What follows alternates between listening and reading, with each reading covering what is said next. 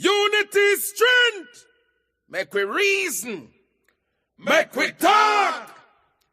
If we see corruption in any shape or form, we're going to highlight it. Make we talk. Jeffrey Tavares represents yard and broad and the entire diaspora. As long as it affects the life of our nation, uncover the truth, make we reason, make we talk. And we don't care about no vumva viva va, no upper echelon, nobody is not above the law. As long as it now help Jamaica, make we talk. Make we talk.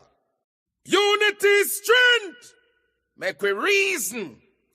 Make we talk. If we see corruption in any shape or form, we're going to highlight it. Make we talk.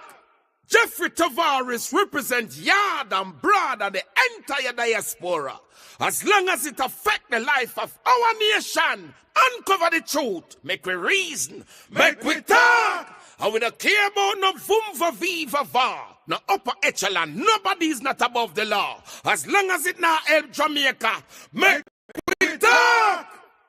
Make we talk. Unity is strength. Make we reason. Make we talk. If we see corruption in any shape or form, we're going to highlight it. Make we talk. Jeffrey Tavares represents yard and broad and the entire diaspora. As long as it affects the life of our nation, uncover the truth, make we reason, make we talk. And we don't care about no vumva viva va, no upper echelon, nobody is not above the law. As long as it now help Jamaica, make we talk. Make we talk. Unity is strength. Make we reason. Make we talk. If we see corruption in any shape or form, we're going to highlight it. Make we talk.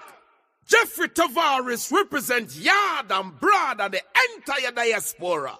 As long as it affects the life of our nation, uncover the truth, make we reason, make we talk. And we don't care about no vumva viva va, no upper echelon, nobody is not above the law. As long as it now help Jamaica, make we talk. Make we talk. Unity is strength. Make we reason. Make we talk. If we see corruption in any shape or form, we're going to highlight it. Make we talk. Jeffrey Tavares represents yard and broad and the entire diaspora.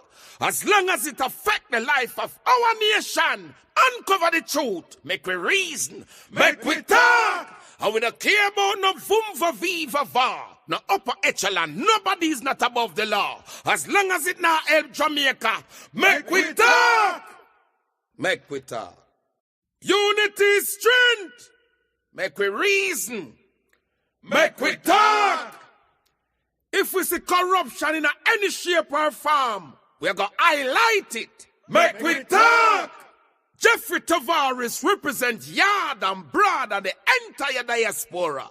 As long as it affects the life of our nation, uncover the truth, make we reason, make we talk. And we don't care about no vumva viva va, no upper echelon, nobody is not above the law. As long as it now help Jamaica, make we talk. Make we talk. Unity is strength. Make we reason. Make we talk. If we see corruption in any shape or form, we're going to highlight it. Make we talk. Jeffrey Tavares represents yard and broad and the entire diaspora. As long as it affects the life of our nation, uncover the truth, make we reason, make we talk. And we don't care about no vumva viva va, no upper echelon, nobody is not above the law. As long as it now help Jamaica, make we talk. Make we talk. Unity is strength. Make we reason. Make we talk. If we see corruption in any shape or form, we're going to highlight it. Make we talk. Jeffrey Tavares represents yard and broad and the entire diaspora. As long as it affects the life of our nation, uncover the truth, make we reason, make we talk. And we don't care about no vumva viva va. No upper echelon, nobody is not above the law. As long as it not help Jamaica, make we talk. Make we talk. Unity is strength. Make we reason. Make we talk. If we see corruption in any shape or form, we're going to highlight it. Make we talk. Jeffrey Tavares represents yard and broad and the entire diaspora. As long as it affects the life of our nation, uncover the truth, make we reason, make we talk. And we don't care about no vumva viva va, no upper echelon, nobody is not above the law. As long as it not help Jamaica, make we talk. Make we talk. Unity is strength. Make we reason. Make we talk. If we see corruption in any shape or form, we're going to highlight it. Make we talk. Jeffrey Tavares represents yard and broad and the entire diaspora. As long as it affects the life of our nation, uncover the truth, make we reason, make we talk. And we don't care about no vumva viva va, no upper echelon, nobody is not above the law. As long as it not help Jamaica, make we talk. Make we talk. Unity is strength. Make we reason. Make we talk. If we see corruption in any shape or form, we're going to highlight it. Make we talk. Jeffrey Tavares represents yard and broad and the entire diaspora. As long as it affects the life of our nation, uncover the truth, make we reason, make we talk. And we don't care about no vumva viva va, no upper echelon, nobody is not above the law. As long as it not help Jamaica, make we talk. Good evening, good evening, good evening. We're really listening, watching from around the world and the Eastern Caribbean. Welcome to a special edition of the Make We Talk program. Hope you all hearing me clearly. Let me know if you all are hearing me clearly. Welcome, welcome, welcome to everyone. Welcome one and all. It's a beautiful, beautiful Monday afternoon right here in South Florida. I'm pretty much sure it's a beautiful afternoon in the land of wood and water. This evening we're going to have with us the Communication Director of the People's National Party, and she's also the caretaker for South St. James, Miss Nekeisha Burchell. She will be our special guest this evening on the Make We Talk program. We're going to have also my good friend, Head Boy, come on in on the program here. It's going to be a robust evening. We're going to speak about the politics of our country and Miss Burchell entering representation politics. I think it's her first time being in that hot seat. She is a well-known individual who has been a part of the People's National Party in a sense of quite a while now. She's the one who put out all of this, and I want to play this for you. You can listen to what she's saying. Here we go.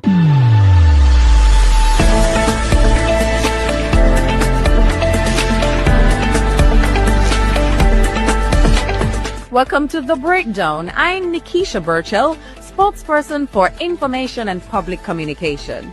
Each week, we cut through the noise and get straight to the facts. What's happening, why it matters, and what's next. Let's jump right into it with headlines that matter. Monday's last May editorial cartoon made one thing clear. This government isn't just desperate, it's downright arrogant. The image featured Prime Minister Andrew Holness and his team declaring, "We will not surrender Jamaica to the PNP. We must not allow the PNP to return to power," they said. It's the perfect reflection of the entitlement and the authoritarian streak we've seen from this administration. You see, somewhere along the way, Andrew Holness seems to have forgotten something very important. He works for the people. The people put you in, and when the time comes, they will take you out. And since we're talking about elections and decisions and who'll decide the outcome, let's take a moment to revisit some of the big promises Andrew Holness made to Jamaicans when he first took office in 2016. Promises he claimed he would deliver within his first 100 days. I'm gonna give you a spoiler alert. We're still waiting. Within. And on that note, I want to say welcome to my good friend Headboy for joining us. Headboy, welcome to the program. Good night to you and your listeners, Jeffrey. Yes. Wherever they are, whether they're in the diaspora, in the United States, or in the Eastern Caribbean, or they're in the United Kingdom or Canada, we say good night to them. Indeed, or in Japan or in China. Good night, good afternoon, wherever you are.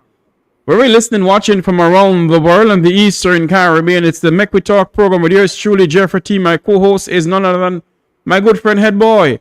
We're going to speak to Miss Nekeisha Burchell tonight. She is the People's National Party caretaker for South St. James, and she's going to be my special guest tonight. We're also going to speak about the issues facing our country. We're going to speak, Marco Rubio is going to be in Jamaica on Wednesday. Is it going to be that based on what I'm hearing, and let me go back to the news item that I'm hearing because I don't want anyone to say what I did not say. What I'm being told, not what I'm being told, what I see in the newspaper that the United States Department, the U.S., here we go. The United States Department, the State Department has disclosed Secretary of State Marco Rubio's visit to Jamaica. This week, expected to be under discussion of America's foreign policy and also illegal immigrants. That is what is going to be on the agenda to discuss with the Secretary of State for the United States and Jamaica's Prime Minister Michael Andrew Holness. And also the Secretary of State will be traveling to Suriname, Guyana, during his March 26 to 27 visit to the region. Now, a lot of people has been saying that maybe Mr. Rubio will be speaking to the Prime Minister about Jamaica's, well, I wouldn't say Jamaica's debt, but Jamaica's, the involvement of corruption in our country with SSL. Based on my knowledge of diplomacy, America will not get involved in Jamaica's domestic problem. Isn't that so, Headboy? You are absolutely correct. But SSL is not a domestic problem. But do you think that SSL will come up in the conversation with the Secretary of State and the Prime Minister? Well, American citizens were defrauded of their funds. And based upon the public knowledge, SSL was a social labor right entity that has some connections with the government. So obviously it would in passing come up in the discussions. But I want somebody to understand the State Department never gives you the full reason why the Secretary of State is visiting a country. Because though they might give you blanket statements, there are discussions that are going to be had in private that would not necessarily make its way to the public. True. Well, let us see. He's expected to be in Jamaica on Wednesday. And if there is live coverage of his visit to the island, of course, Make We Talk program will bring it to you live. And to hear the discussion. I have one question. Will former Ambassador Audrey Marks be at that meeting? But I don't think so. I think Ambassador Marks is no longer ambassador. I think the ambassador, the newly elected ambassador, will be there. Without further ado, Headboy, I have waiting in the wings one of Jamaica's finest communicator of all time, who has been a part of the People's National Party. Someone who, when you hear her speak, you have to stop and listen. And, you know, she's a graduate from the London School of Economics, if my memory serves me correctly. She's also a graduate in political science and communication. I want to welcome Miss Nekeisha Burchell, PNP Caretaker for South St. James. Miss Burchell, welcome to the program. Unmute your mic for me, my dear. Unmute your mic, please.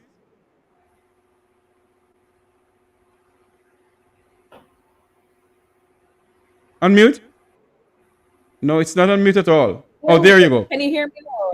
Hello. Loud and clear from Negril Point to Moran Point. What about foreign? I am good. How are you doing?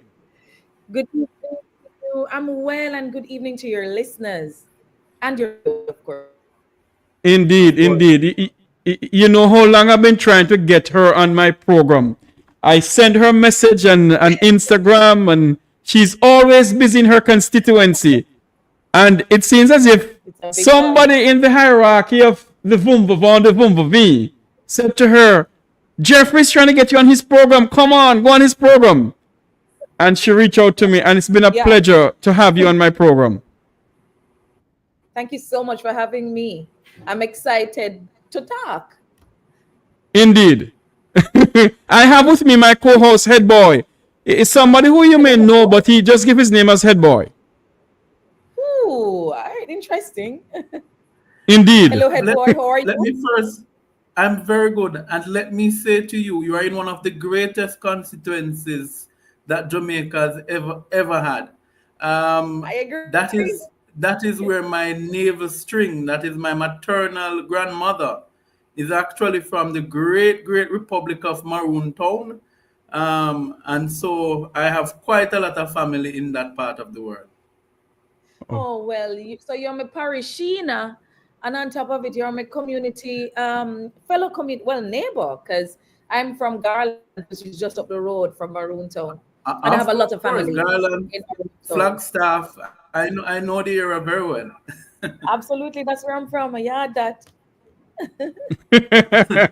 Nice to go. Ladies and gentlemen, let me know off here who the family is when we talk next. Of course, we'll talk off here in terms of some support in there as well. Mm-hmm. Thanks, Head Boy. Ladies and gentlemen, people, wherever you're listening, watching from around the world, because the Make We Talk program sometimes, and I get called Miss Burchell all the way from Amsterdam. I'm like, Amsterdam? I'm like, what? And they say, yes, Jamaicans are all over the globe. Yep. And they listen to the program. And I want to say good afternoon, good night to everyone who's joining us. Miss Burchell, tell us who is Nekeisha Burchell. All right. Nekeisha Burchell is a proud product of Garlands, South St. James, born to a pastor, Pastor Burchell, an apostolic minister, and his wife, Lady Evelyn Burchell. Everybody calls her Faye or Honey, because that's what Daddy calls her, Honey. So the whole community calls her Honey. I have 6 siblings. I attended Garlands Primary School. I was one of those who were lucky enough from a deep rural constituency to be awarded a place at Mount Alvernia High School, one of the traditional high schools then. And my very first job after leaving Mount Alvernia, I did a stint as an assistant clerk of court at the Montego Bay Courthouse.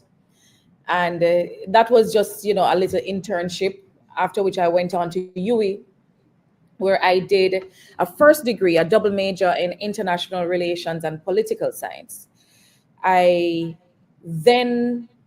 UWI, I went overseas for a bit and returned to my first job. Many don't know this, but my first job was at the office of the Prime Minister under Prime Minister Bruce Golding as an assistant to Sansia Templar, who headed up a unit there with responsibility for transformation. I moved to Jampro with Mrs. Templar, and it was at Jampro that I went back to my first love, which is communication. And I was a communication consulting officer at Jampro, working to help to promote Jamaica and to attract investment here. After JAMPRO, or while at JAMPRO, I happened upon Peter Bunting, and he invited me to the People's National Party. I worked for him for about 14 years as his assistant at first, and then moving on to what he called chief of staff, managing his various teams, whether in politics, his personal businesses, etc. And in 2011, December, when we won the election, so I got a chance before that to help with the People Power campaign of 2011 and 2012 for the local government election, because Peter Bunting was Gen Sec, and therefore as his assistant, I had to assist him with a lot of that. I left, in 2011 we won the election, and I was appointed an advisor to the Minister of National Security. I served for the full term in that capacity and was just proud of some of the work we were able to do at the ministry back then. I worked on a special project, which is still so dear to me, which was called Unite for Change, helping to come up with that name and the branding and the communication and some of the particulars of it. The technical particulars, worked with Patricia Duncan Sutherland and other teams, even Alan Bernard at that time. He worked at Comet USAID, and so we had to work with a lot of partners in Unite for Change. I was very proud of the work in Unite for Change. I also helped with the communication and some of the ideation behind MOCA. Even the very design of the MOCA logo with the octopus and its tentacles, that was also my doing. And I was happy to be able to be a part of something that could potentially change the crime management and prevention apparatus within the country, beyond JCF, beyond JDF, just this elite force that could help to do good, not only going after low-lying criminals, but the big fish. I also worked on a special project called Stay Alert, which was an app that we designed. That app, back then in 2014, was novel, because with just a touch of a button, a citizen in distress could press that panic button and would be directly connected with the JCF. And even if they say we're being kidnapped and taken from one point to another, we could follow them using GPS location. We actually entered into a partnership with both telecom companies. They zero rated this process, therefore there was no cost to the citizen to use this app. It had other important features, but like, a feature that told you could interrogate for any piece of the law you wanted to know about. But the panic button was, by far the most cutting edge piece of the design. That was shelved when the JLP came into office, and a number of other projects at Ministry of National Security. Unfortunately, even though we were able to help in some way to see a reduction in Jamaica's murder and serious crime rate during that period, the lowest crime rate before, when compared to the period before and the period since, even now, the numbers have not been better than the numbers we were able to get, thanks be to God, while they were.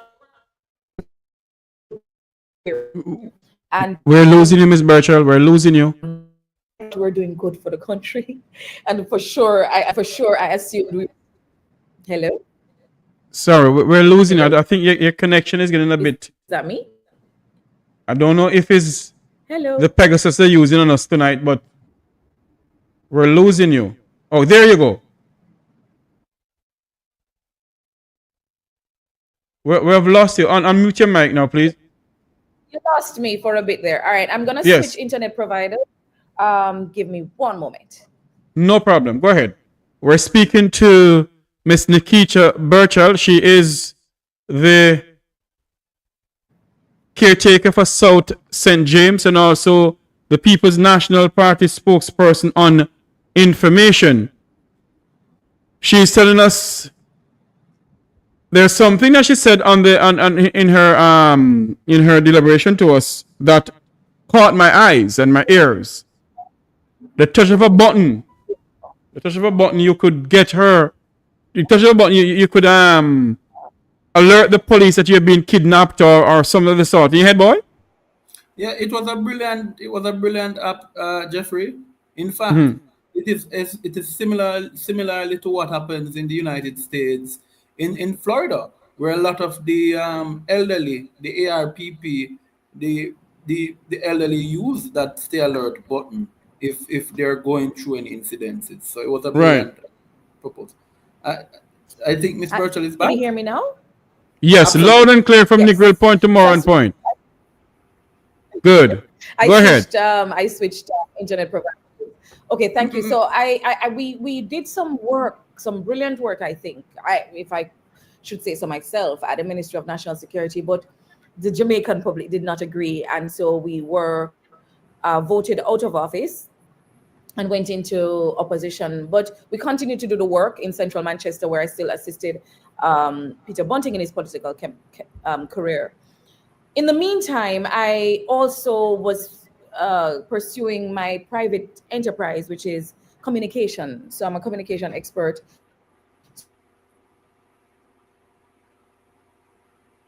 Okay, I don't know what's going. Services to many political. You're still not hearing me?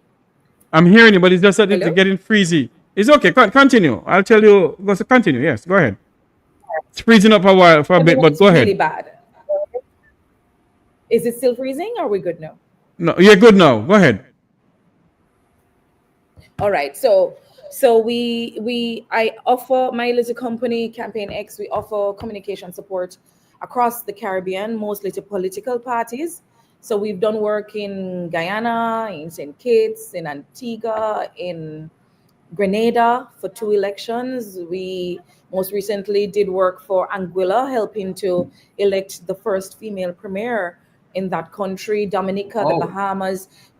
That's the kind of work we do. And of course, we do that too for the People's National Party, where I was the communication director. I've since had to give that up because politics and field politics has taken my much more of my attention. I was appointed Deputy General Secretary for the PNP and I'm responsible for communication. And I'm also a spokesperson for information, the spokesperson for information and public communication. And I have, as you said earlier, in terms of education, I also have a master's in strategic communication from London School of Economics. And I love to say that it is this institution attended by both Michael Manley and PJ Patterson. So I feel really good that I was able, as a little humble country girl, to get an opportunity to go to this institution.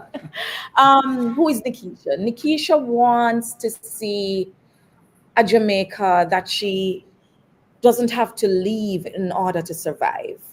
Of all my parents' children, save 2 of us, all have migrated. And it's not because they don't love yard, it's because they can't see a pathway here for their survival and for the betterment of themselves and their families. And since I choose not to have a family of my own, my family is Jamaica, my family is South St. James, and I'm throwing myself into this to see how I can make my community, my Jamaica, my sweet Jamaica better. So my siblings and everyone who's left will feel comfortable to return home here in South St. James, hopefully, but to Jamaica and retire and live here well. That's me. Very extended, what should I say? You know, in the sense of you telling who you are and everything like that. It's very good. You know, Nekeisha, you touched on something a while ago that perked my interest and have my antenna up. I want to start with that. You said that when you were within the Ministry of National Security with Senator Peter Bunting, there was an app that you all created where a person could press a button and they say, boy, is Jeffrey that? Something wrong. Could you say what on earth happened to that app? Why is it that we have so many people missing? We have a teacher who went missing a couple of months, about a year ago. And if that app wasn't existent, they could have found her. Absolutely. In fact, and this is documented, when Matthew Samuda was at the Ministry of National Security, they relaunched the app, same app, no changes, nothing, but claimed it in articles as theirs, that they've created this new app. And I remember when I came across it, and I'm like, it's great that they haven't shelved it, but I don't think it's really intellectually honest for him to claim it as his product. And so through Senator Bunting, we reached out to them, and instead of doing the right thing and keeping the app, they shelved it. Your guess is as good as mine as to why they would choose to shelve something that could really make a dent in citizen safety and personal security, simply because they were called out for taking authorship of something they did not author. It really is a disservice to the country. It's something that we will bring back when we go back to office, because I've since seen private companies offering this service to Jamaicans at a cost. When we designed it, it was at no cost to the consumer. You downloaded it from your Google Play or from your Apple Store, depending on the platform or the iOS you use, and zero rated by both Flow and Digicel. It was an opportunity that could have been really expanded with new technology, but the ministry under Minister Chang and his ministers have shelved it. Because I remember when I was in Jamaica, Archive has a system that was on the vehicle, and you press that system in no time. In no time, wherever you are, somebody's there and asking, if you're okay with gun drawn and everything. Yes, and it's interesting because we did the beta testing for a couple months before we made it available to the public, and I would every now and again, wherever I was, I would press that panic button, and the police would call, because there's that feature that they would call you, but you don't have to answer, or you can indicate that you don't want them to call, because you don't want to be in a kidnap situation, for example, or so. But there was a code as well. It was a really sophisticated system. And was it perfect? Maybe not. It was 2014. In 2025, that could be the best friend of any student going to school.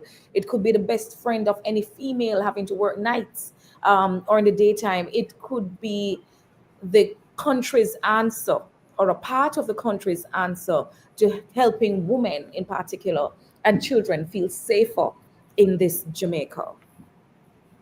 Before I have Headboy come on in, there is something I want to speak to you about your constituency. You have decided to enter representation politics. And it's hard in a sense of you being information individual for the PNP and doing all of that. Because Headboy and myself was saying that they have a man on the Labour Party side who is, he said he's the new sheriff in town. I think you know who I'm talking. They call him Idiot Amin. Anyway, Jeffrey behave yourself tonight. And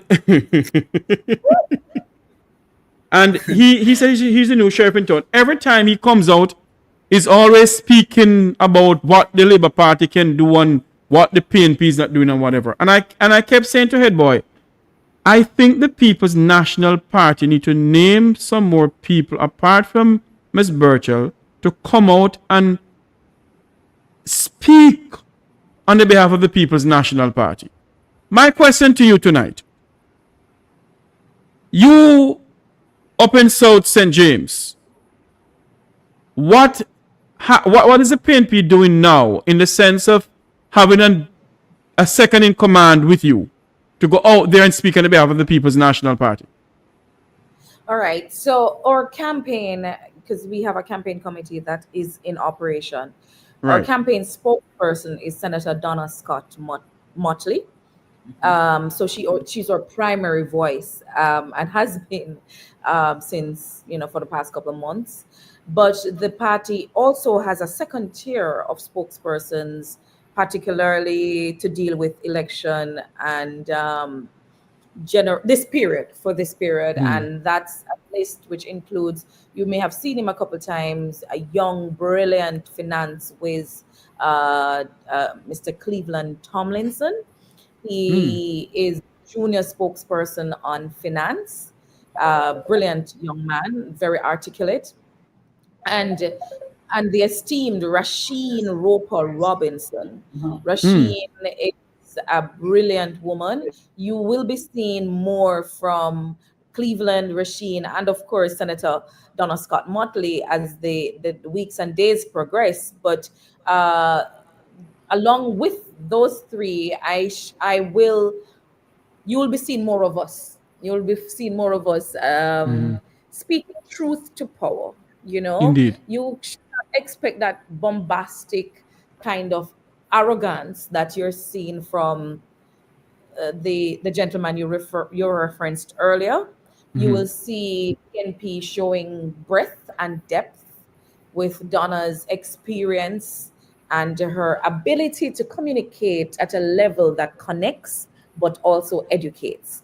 You will see a younger, more youthful Rasheen, who is a mother and a worker in the public sector, who really and truly understands from the perspective of a mother raising children in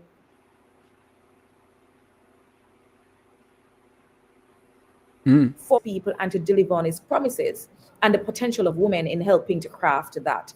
And of course, Cleveland from the youth's perspective, but also this youthful excitement and energy that brings this buzz around what PNP has planned for the future of Jamaica. And of course, I'm here to anchor it in the best way I can. Indeed. Head boy, over to you. And when Miss Burchell come back, we're gonna ask her plans for South St. James. Head boy, over to you.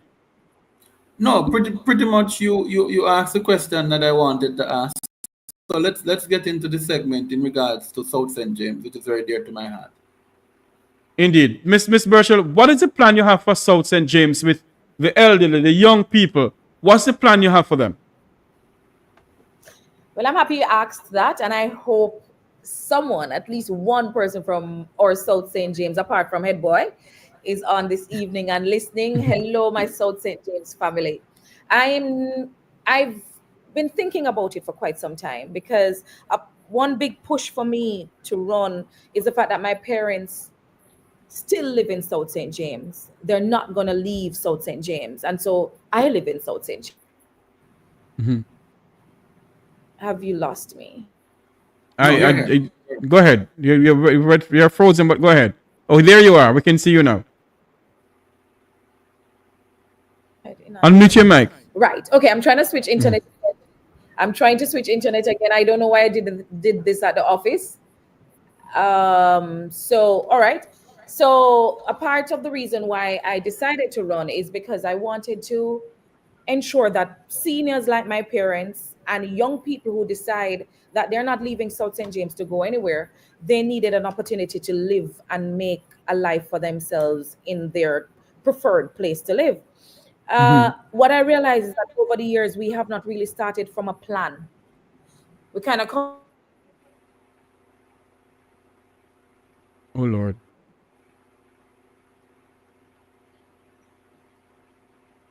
We are losing Miss Burchell because of internet issues. I heard what they were saying. Did you lose me again?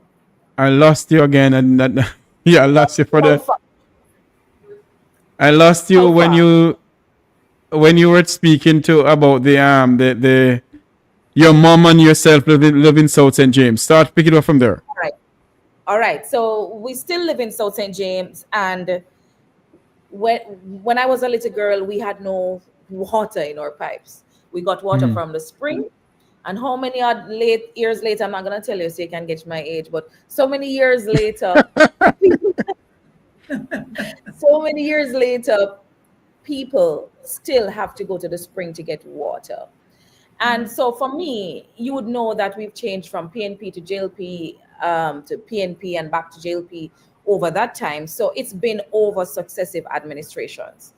So what I did was I thought, we need to look at this systematically. We need to think about it and come up with a plan for ourselves. I've listened to the people. I've been going around the constituency for almost 2 years now. September come will be 2 years. And I've heard what they've said. And I've used my experience to come up with a plan for our constituency.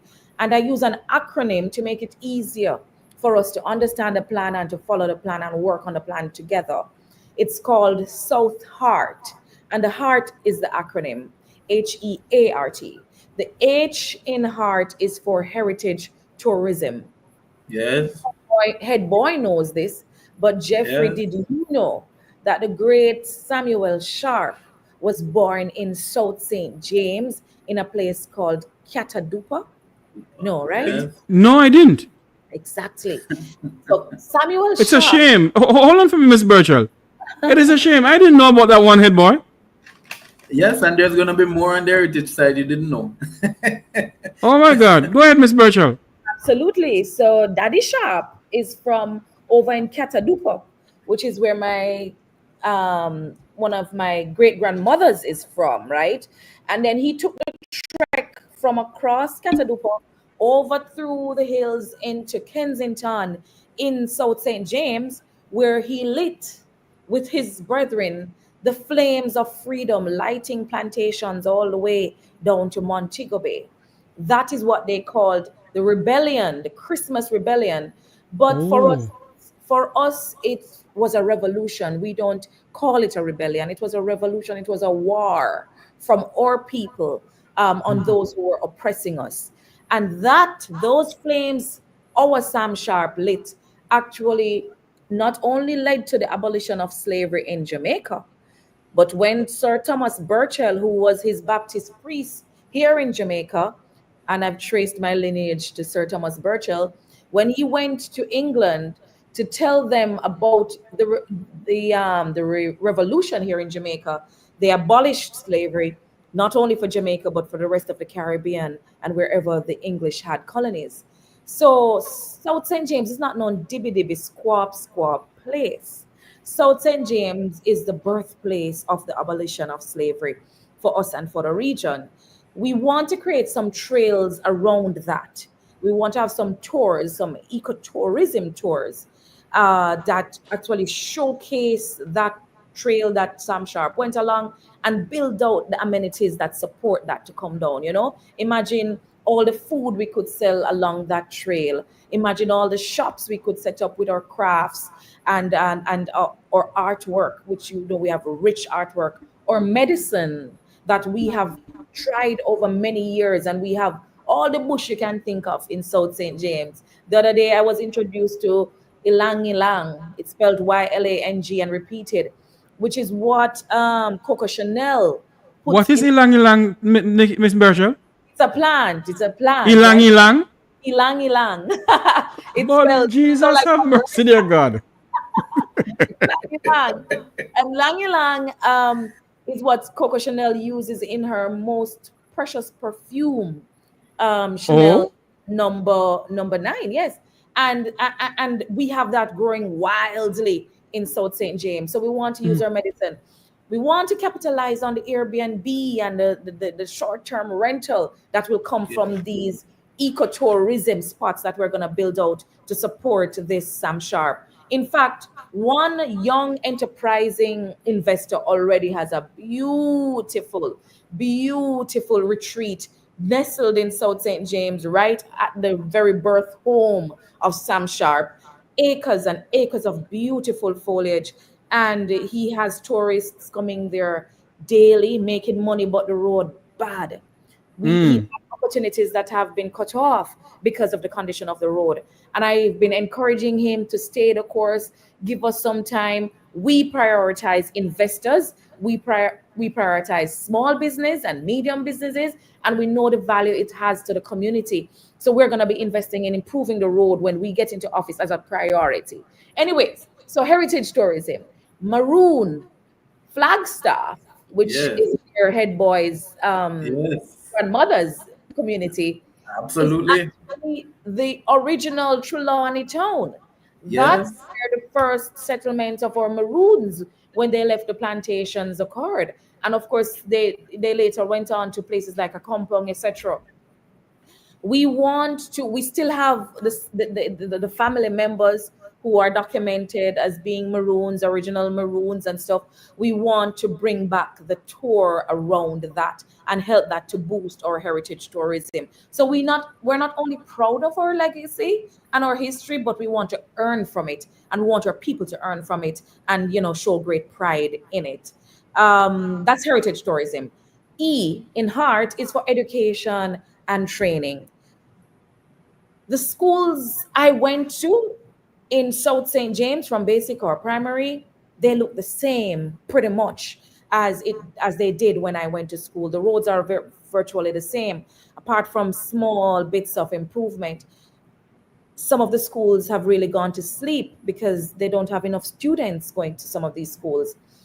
We want to restore pride in our educational institutions. We want to ensure that our kids too have access to digital education. We want to ensure that our kids also have access to classrooms with no more than 20 odd students or 20 students. These everlasting classrooms with 40 to 60 students is really not productive for our students.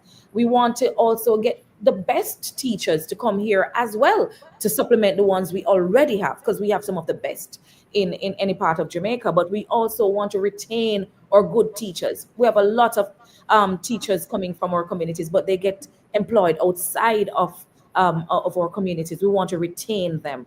We also want to improve our plans so that there's digital access and learning is done in a way where kids feel like school education is enjoyable and it is something that will benefit them. We want to do away with all the pit latrine, and I'm whispering this. Pit latrine must be a thing of the past in our institutions across. Hold on, Ms. Burchell. You're saying to me in 2025, our education institutions still use pit latrine? What? It is something that must be of the past. I grew up with that kind of situation in my schools, and so we have to change that too. Apart from just the physical plant, we want to look at education in South St. James as a part of a lifelong continuum, because most of our students, would have left primary school and stayed to work at a farm and stuff. We want to give them an opportunity to come back into the school, not to jamalize it, but to give them an opportunity to learn whatever it is that they want to learn, but that they don't have to leave their community to learn it. We want to bring some of those institutions into South St. James. South St. James takes up over 52% of the entire parish of St. James.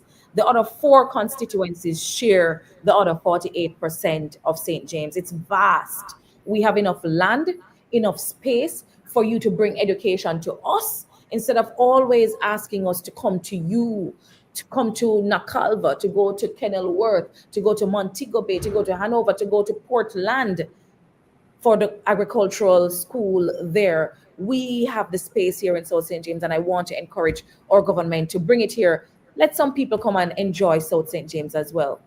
A in the acronym, A is for agriculture and economic development. I can't say enough about agriculture. We are farming people.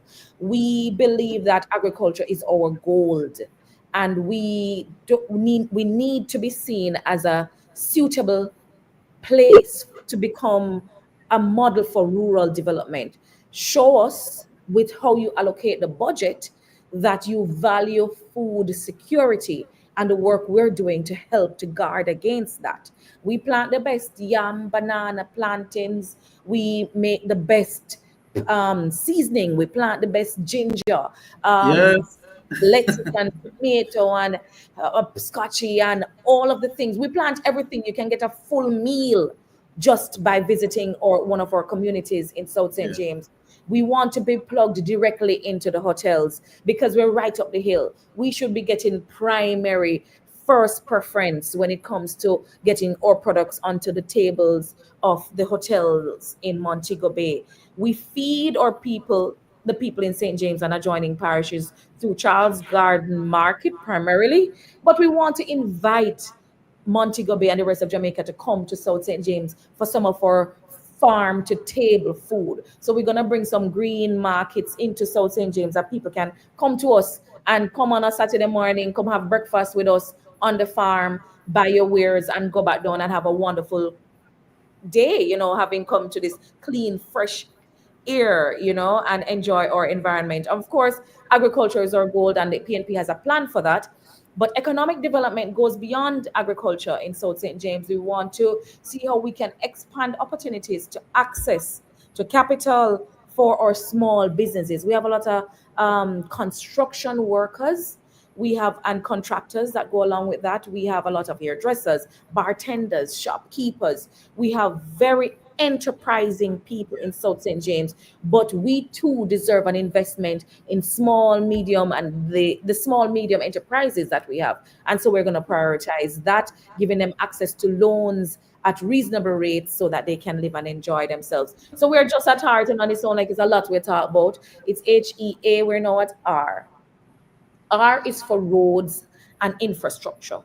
Roads and infrastructure. And I can't even say nothing much about that because everywhere you go, the first thing the people say is we want water. And for South St. James, it's so many rivers, so many streams. The Great River runs through South St. James. We are at least 2 points that I know we are pumping water outside of South St. James into other constituencies and into other parishes, and none in the communities from which these from where the source of these what this water is. South St. James deserve water, and if we don't deserve even the water that we produce, then what then is our significance?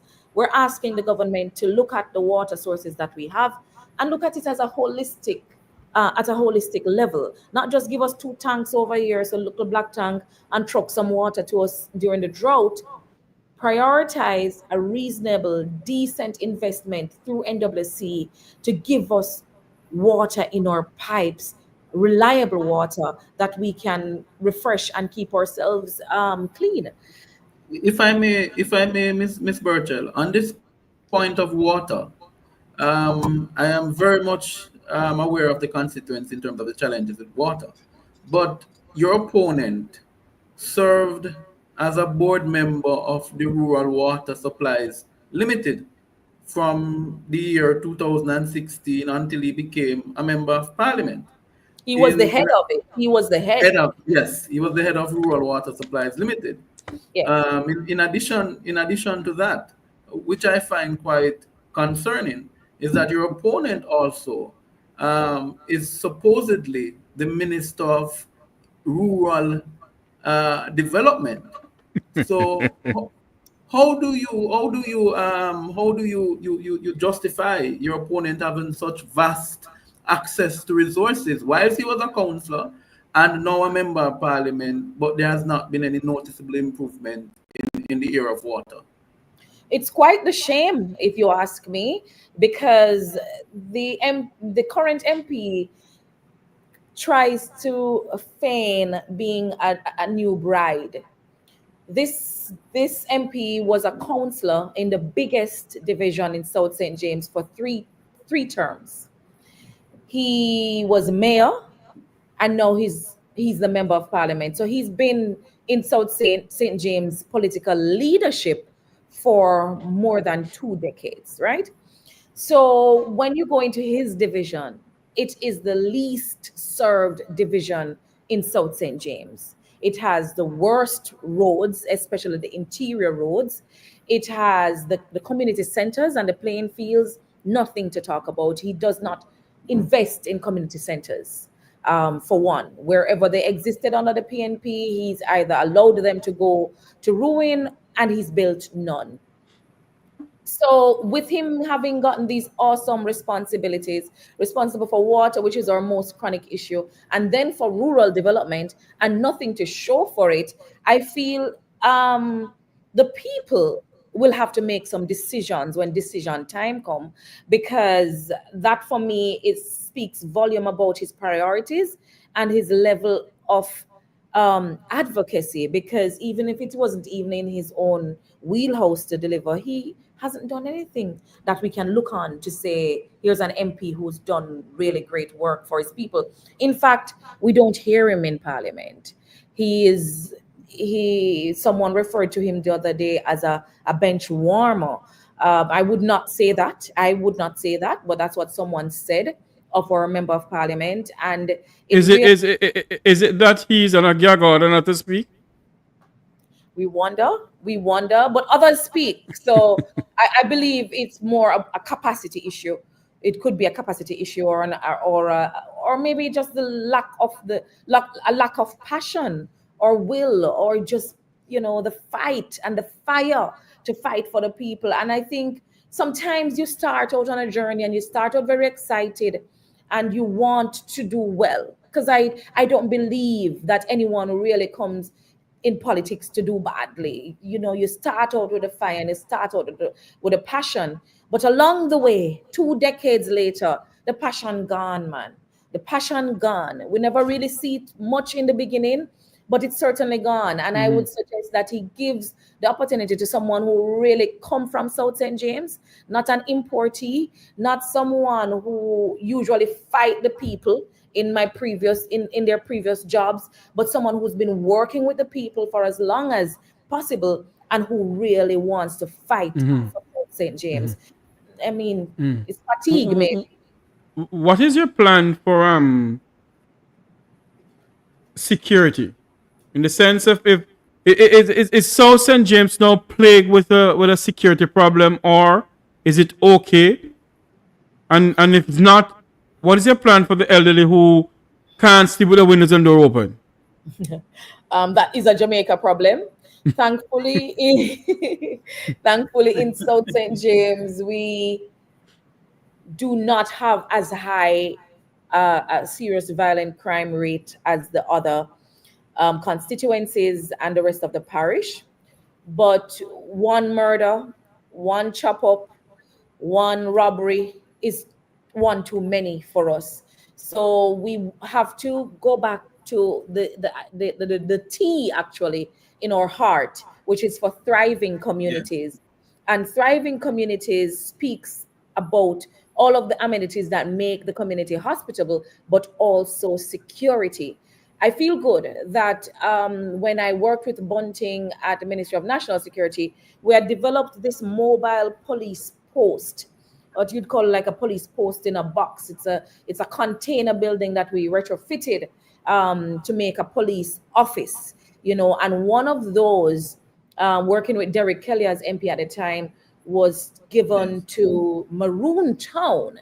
And that's how we had a police post in Maroon Town, because the police station that really looks after South St. James, at least one side of South St. James, is Springmount Police Station. And it is not even in our constituency. It is so far from us. And they serve a wide geographic district. They have one working vehicle, and it's impossible for them, when they hear that somebody get chopped up in one of our communities somewhere, for them to drive from Johns Hall, Springmount, all the way to the other end of the island, the other end of the constituency in Niagara or Arcadia or somewhere like that. So it's not proportionate. The security investment from the government is not proportionate to the size of our geographic space or our population. So we're going to have to look at increasing that. But our mantra when we were in office was about social intervention. So we want to build those relationships between the church, the school, the home, the community. We're a real community where everybody grow our children, everybody grow food in them. So that's why we've been able to keep our crime rate the way it's been, and we want to eliminate it altogether.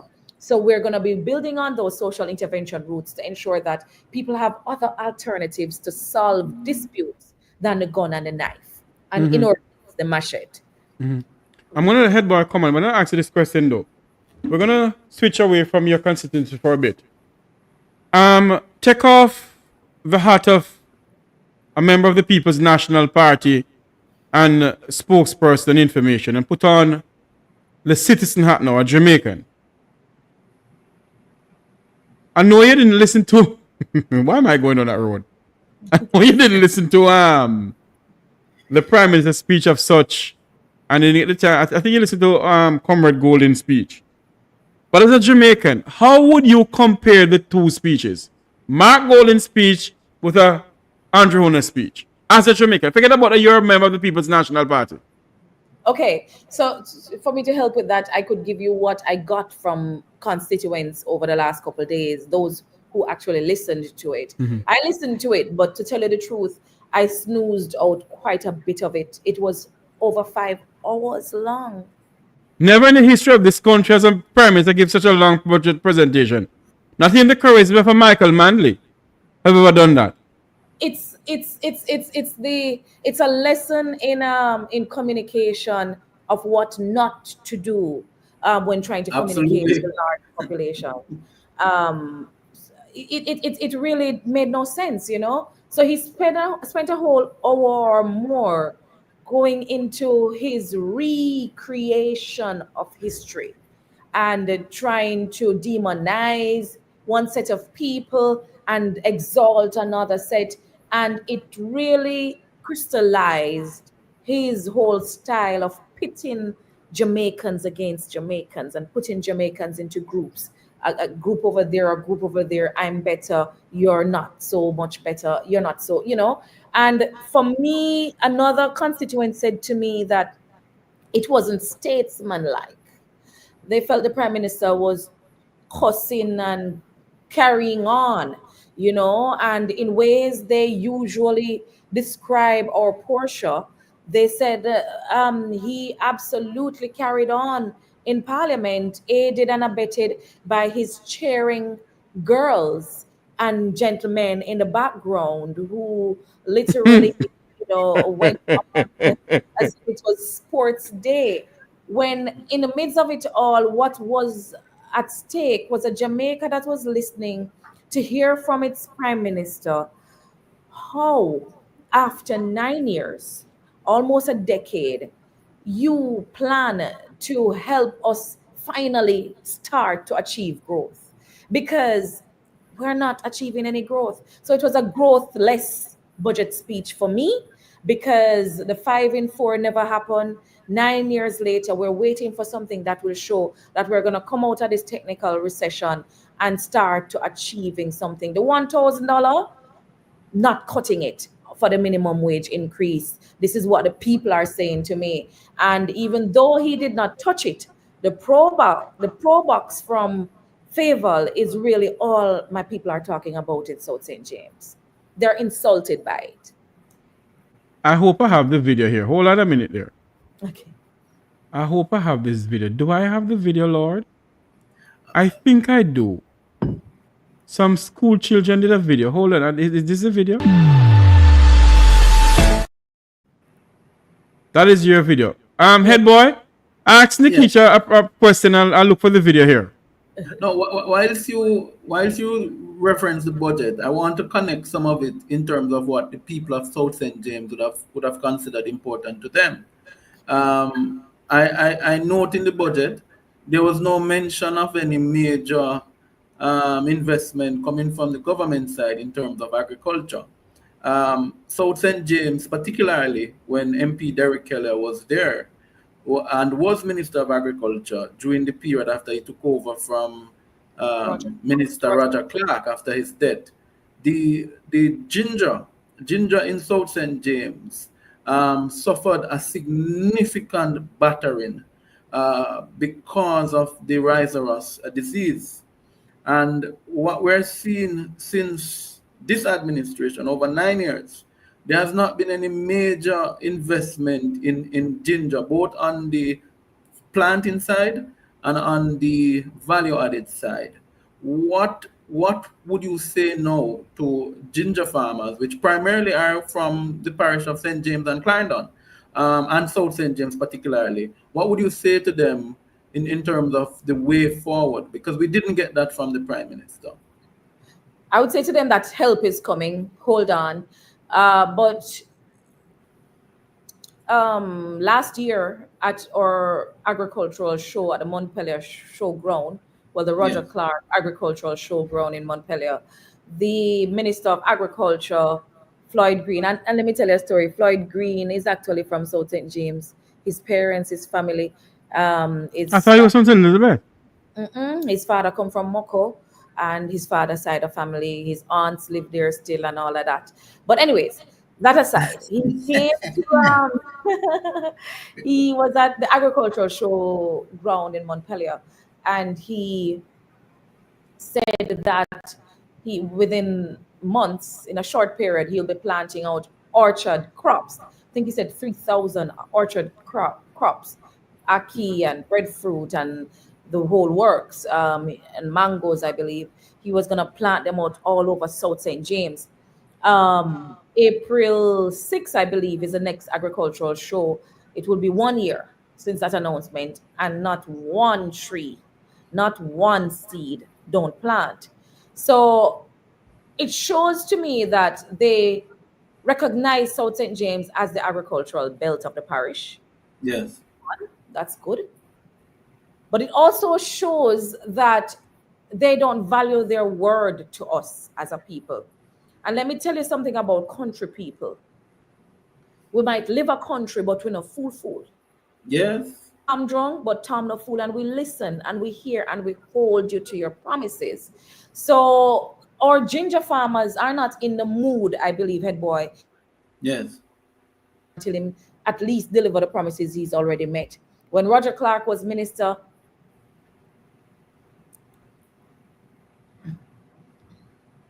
did you lose me? Hello? Yes, we did. We said when Roger Clark was minister. Pick it up from there. When Roger Clark was minister and Derek Kelly, who succeeded him, they looked at the products that our people were proficient in, that we could really produce at a great rate, something like Irish potato and even the ginger. And they worked with our farmers to ensure that we had protections to guard against imports. And so our products could actually be sold and not spoil in our farms. We had a lot of spoilage of our of our fruits and our vegetables because of the heavy imports and the lack of protections from our government. And rather, that is expected to help our farmers have by and large become a political waiting room for people who support the Jamaica Labour Party. They go out in very political ways and not living true to their mandate of offering that kind of protection and information and support that our farmers need. So we're going to look at how we revamp RADA. And of course, when the new Minister of Agriculture, Dr. Dayton Campbell, comes on stream, we will get agriculture going back in the direction it should go. The investment in agriculture is almost negligible. So it shows you where the government, how the government sees us as farmers in South St. James. Absolutely. And whilst you're on that point, there are just certain crops that South St. James has a competitive advantage on. The sheen, the ginger, the turmeric, and so I totally agree with you on that point. And also, might I add that we have produced some of the finest agriculturalists in Jamaica. We have had men like Glendon Harris, former mayor. And he's the head of the JAS. JAS, yes, which South St. James has the most registered. South St. James has the most registered Jamaica Agricultural Society farmers, and so it is a crying. And whilst we raise that issue, the JAS in relation, and to another point, Jeffrey, the JAS invested monies in SSL. And we can't have you here and not discuss SSL, because next to the Pro Box, SSL is the biggest stock in town. So it is the banana board, which South St. James is a banana planting constituency, some of the best plantings in the entire country. In terms of your view, what would you say would be the demands of South St. James people in terms of what is their outlook, what's their view on this SSL matter, and what is your view as spokesperson and information in terms of SSL? What do you think needs to be done? I'm sorry, I lost the last part of what you said. What would be? Right. In terms of your view as caretaker for South St. James, because as I mentioned, certain agricultural entities suffered loss in SSL, that would cater to some of the needs of the people in South St. James. And what would be your view of this as spokesperson and information? What would be your view in terms of the SSL? What do you think needs to be done? Do we need to see the Kroll report? I don't want it to lead, What is your view? The Kroll report. The Kroll report is a must. What I hear from the constituents is that they don't believe that this one lady is the big culprit behind SSL. And so to remove all doubts, let's get the Kroll report so that everything can be put to bed. The questions around it and the machinations and the movements around it are also very questionable and don't inspire confidence. For example, why did the Prime Minister remove his monies out of SSL merely, weeks or months before it crashed? Was this some insider tape? What caused that movement? And why wasn't that kind of protection offered to the general public? I also want for us to think on the fact that when the People's National Party was in power, we indicated to the public that this institution had some things to work out before you do business with them. And so we had a red line under them, and this was communicated annually. And each year they weren't making any improvements, and we kept on keeping them with that red line, stopping them from doing certain types of businesses, etc.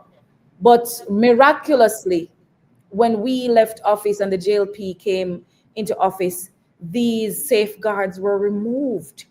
And so unsuspecting public thought that they could trade with these people and do business with them safely. What responsibility does the government take in the fact that they lifted this ban? And even where the former Minister of Finance said the notification, the letter got lost in his office, that would have helped to protect Jamaicans earlier. Yes. Usain Bolt is our gold. He is our product that we're very proud of, our brother. And to see him suffer in the way that he's had to come out on social media and make some tweets here or there means that the government isn't even entertaining somebody like Usain Bolt. So if Usain Bolt can't even get respect and audience and the full truth from this JLP government, who am I to expect respect from these people? Who are you to expect respect from these people about your business? You're saying not asking them for their money, You're saying Bolt is saying, I invested my money here with no warning from the government that this was not a safe place to be. And yet you've helped to protect this entity. Why? We don't know. Some people assume that it is because of some investment, allegedly from this company and its owners into the Jamaica Labour Party's political campaigns over the years. Those are the assumptions people are drawing because they have no truth. And the Kroll report will help to clear up some of this for us. But the government is hell-bent on keeping it away, not just from us, but from the investor that the investigator that they hired to take us through this process. That to me is worse than the Prime Minister not being able to declare his statutory declarations. As an information person, I know it is now It's now 8 o'clock in Jamaica. It's 9 o'clock over here in the United States. And we're listening, watching from around the world and the Eastern Caribbean. It's the Make We Talk program. We're speaking to the People's National Party caretaker for South St. James and spokesperson and information. Ms. Burchell, the Secretary of State for the United States will be in Jamaica on Wednesday. They're going to ask about the Cuban issue. What does the People's National Party take on the Cuban nurses and doctors in Jamaica? If the People's National Party was in power, what would be their stand? And now, because they're not in power, what is their take on it? I think any Jamaican who knows the history and the relationship between Michael Manley, PJ Patterson, Jamaica, and Cuba could guess easily what the PNP's position would be. But our party has officially, where our position is that there can only be one foreign affairs minister and one prime minister at a time. Those persons are Andrew Michael Holness and Kamina Johnson Smith. And we are waiting because we are so invested in this, along with the rest of Jamaica and the diaspora, to see what they will say and do in our name on such a critical issue. What we do know is that the history of our international or foreign affairs ministry has not been very good in terms of how they represent us abroad, how they treated with the Ukraine students, how they treated with Venezuela, how they've treated with Haitians who've tried to get asylum here, how they've treated with CARICOM as a body, and how they've represented Jamaica, how they have treated with instructions from the United States.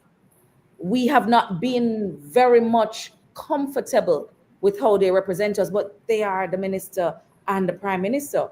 What I do know is that we are very much excited by the position taken by brave prime ministers like Mia Mottley. We are proud of people like Gaston and Grenada and Comrade Ralph and Comrade Brother Ralph in St. Vincent. We're proud of the positions that they've taken in their name, because Michael Manley said under his leadership, Jamaica will not walk around the world on our knees. Jamaica pass with Nino with upon with belly. We're going around slithering almost like a snake because we've been so reduced in the international community. One time, Jamaica was head of every CARICOM committee, head of CARICOM, head of this association, head of that. Jamaica was a leader in apartheid South Africa. Little Jamaica made those big steps, those brave steps, because we believed that people in bondage anywhere is not acceptable, right? And so we want a Jamaica where our prime minister not only reflects what he and his party and the people who fund him believe. We want a foreign affairs minister who speak what the people want. You know, we don't want a government that is afraid to do a referendum on something like our final court of appeal being CCJ because they're afraid of what the outcome might be. It means you're afraid of the voice of the people. We want somebody like Mark Golding to be our prime minister because he, like Michael Manley, PJ Patterson, Portia Simpson Miller, and Dr. Peter Phillips before him, were brave people. They are brave people who not only operate from a very balanced moral compass, but someone who operates with the feeling and the burning and the passion and the love for the people and the people's voice. We will honor that in any way, shape, and form when we get back to office. You speak about the braveness of a Michael Manley, a Portia Simpson Miller, a PJ Patterson, and a Peter David Phillips. My question to you tonight, ma'am.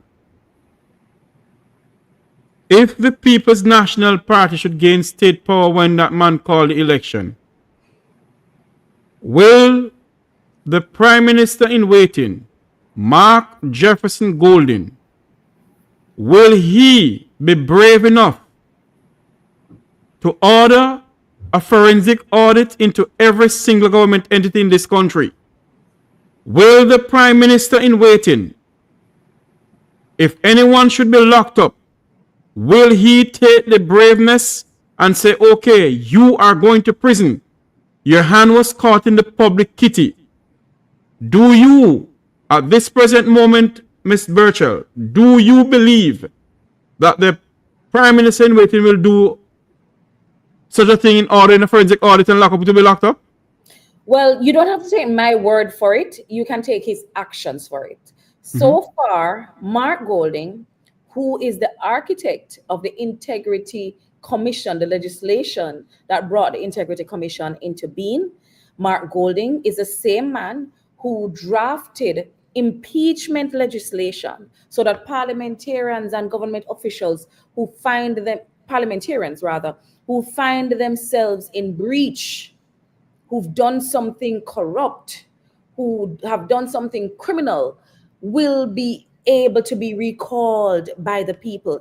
It's the same Mark Golding who we've seen even within his own political party, when a representative, which was a great popular representative, was caught saying, merely saying something that was out of character and not in keeping with our policies and our position. He took action swiftly, detaching us from that person or distancing us from that person and removing him from the position he held.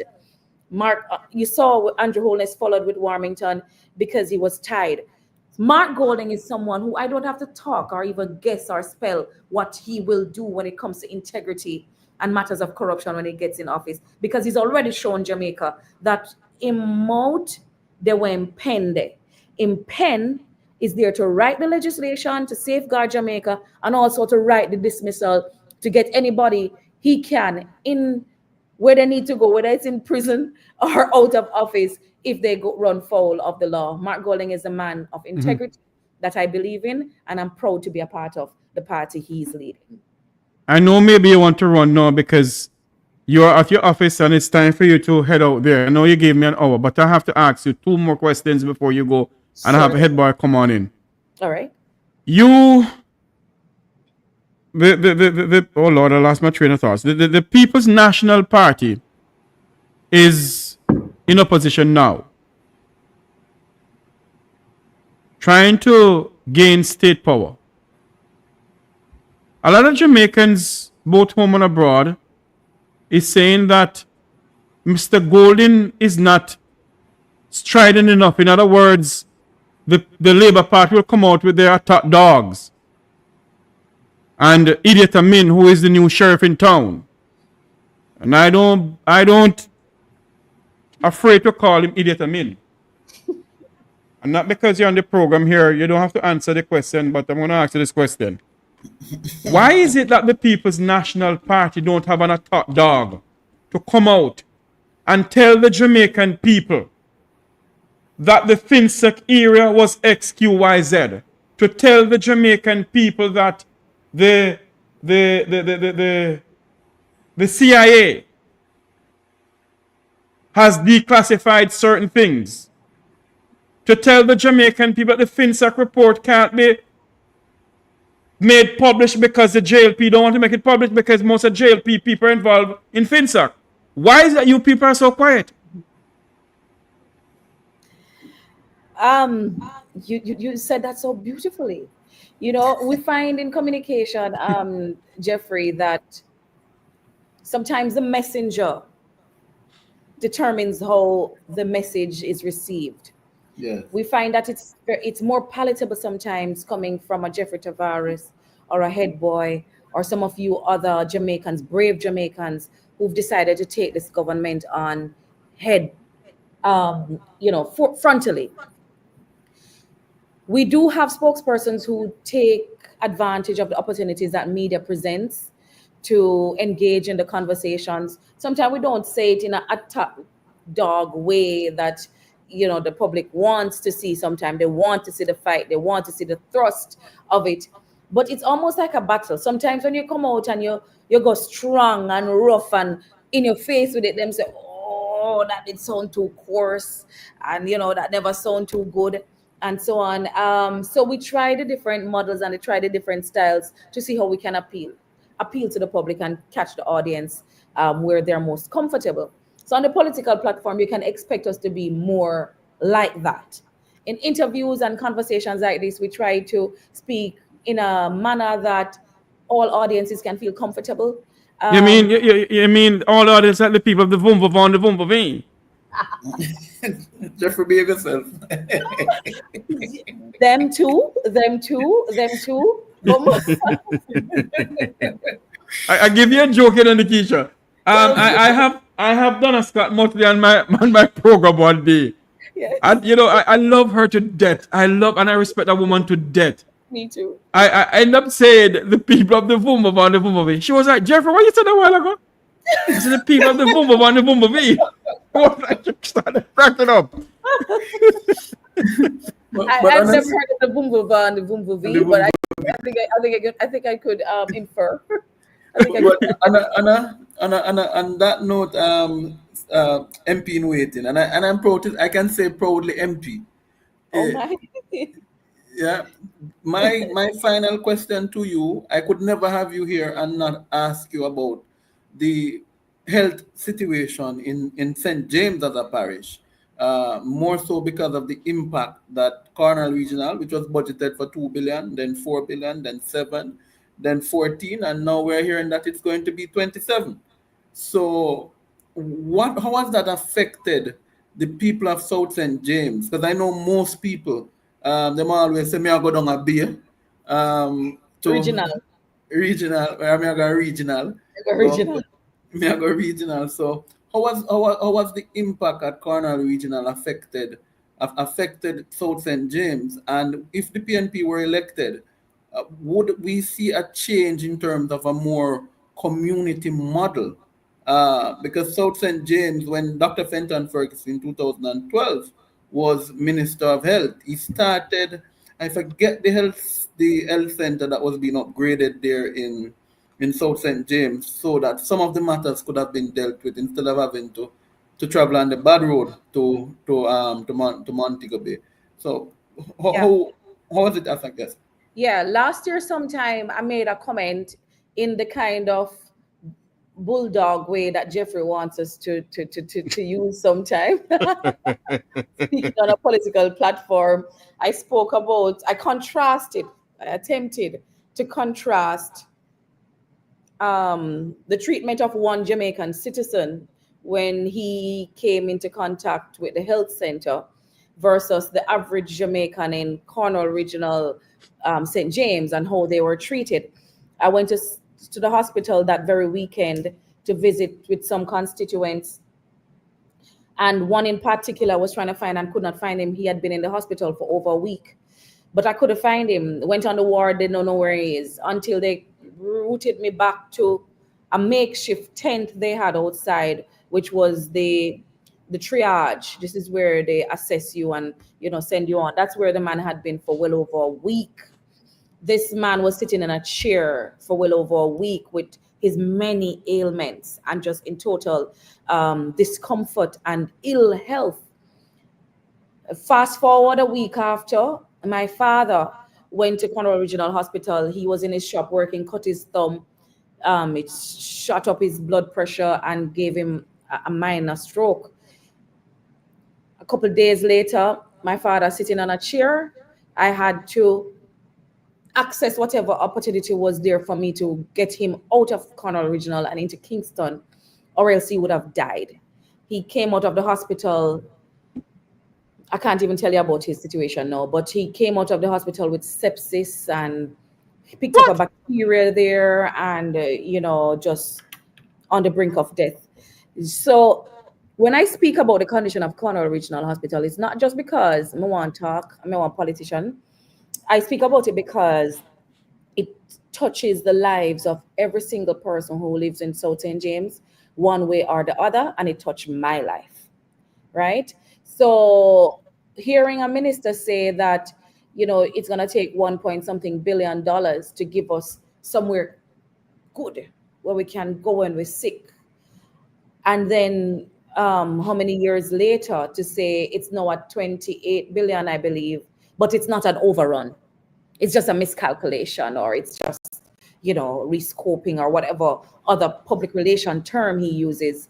It really is an insult to us in South St. James, and we not take it, we not skin no teeth on it. That's serious, we not skin teeth about this, right? I tried to get a hospital bed for a lady from South St. James last year. She had a tumor in her head, and she could not get a bed to do the surgery to take the tumor to her head. And her family, they had insurance and everything, and they just wanted the bed to get so they could get the tumor out of the lady's head. And she died before she got a bed to cut the tumor. A young woman, young, strong woman. You know, Nekeisha, I know I tell you the last question, but I'm going to say something to you. A lot of Jamaicans don't hear me come on my platform and speak about my personal life, because I really don't. And everybody know who I'm related from, whom I'm related to. A family member of mine, I hope my family in Westmoreland are not hearing me. A family member of mine was at the hospital, and they deliberately did not call me and say anything to me about it. The person sat in a chair for over a week before they can get a bed. It begs to ask the question, and when you put out travel advisory, that I did, and because I put it out, Marlon Morgan, they are top dog for the Jamaica Labour Party, got upset because I did it. Why did I put out the goodies that the minister put out? And I got so upset that I said to myself, are you aware of the needs of the Jamaican people? Are you aware that Jamaicans in 2025 can hardly buy a tin of dirty gal shake out or a hard dough bread Marlon Morgan? Are you come and spread your propaganda? My family member sat on a bed and a chair for one livelong week. And they refused to call me and say to me, because they know what I would do. But you know something? Talking about my family, the Jamaican people, the time has come for all of us in this country, as what Mr. Golden said in the parliament, that Jamaica don't belong to the People's National Party or the Jamaica Labour Party. Jamaica belongs to us. And we must take back this country. We can't allow these people to continue the way they continue in this country. $3 trillion of taxpayers' money unaccountable for. $28 billion on Courage Hospital, and nobody head is being rolled. Nothing is being done. In which other modern democracy, Nekeisha, can this damn nonsense happen more in Jamaica? But worse, those are lying people. In which modern country can a prime minister be carrying its own integrity agency to court? In which modern country does that happen? In which self-respecting country can a prime minister declare that he's not going to sign a code of conduct for integrity? Simple things, committing to transparency, honesty, decency, 7 simple things. Not him nor any other member of his cabinet has to date signed the integrity code to say to Jamaicans, we pledge to be transparent, accountable, open, truthful, and honest with you. Which other country is the head of state sitting in parliament and still not be able to certify year after year after year your statutory declaration to show the Jamaican people that your assets are are in keeping with your income. We know that Andrew Holness has, from college, been in politics. Where did your wealth come from, sir? We're asking so that we can be comfortable. We can be comfortable that our prime minister is above repute. Where else but Jamaica? And when you talk, they think you're being partisan. Yeah? I'm talking because I am choosing Jamaica. It is such an insult that they've chosen that as their slogan. Choose Jamaica. If I choose Jamaica, it could never be to choose a Jamaica Labour Party because they are anti-Jamaica and enemies of the states, if you ask me. Let me say something to you tonight, Miss Burchell.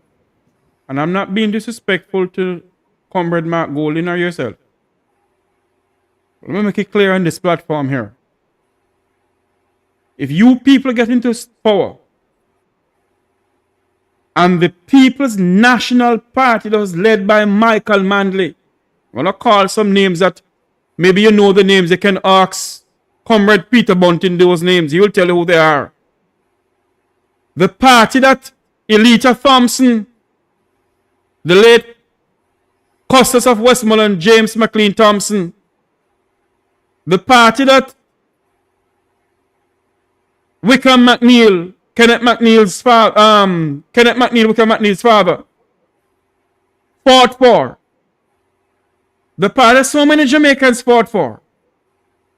If the Jamaican people give you people the mandate to lead this country, and we see some hanky-panky going on, let me make it clear that this program will be the first coming out about it. Where the people are giving you a mandate to make sure that the Jamaican people come out of poverty. Mr. Golden speak about a livable wage. I pray and hope that if he become prime minister, he can give the Jamaican people a livable wage. Because they believe that $16,000 is a all grand holy donkey thing. It is not. My final question to you tonight, Miss Burchell. What is your take on this Samoa agreement? Must you put me on the spot at the close?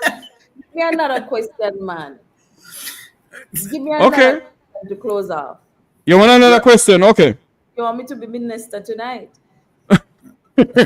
What is your views on $3 trillion of taxpayers' money accountable for? What did the minister say about? It is not missing. It's not me.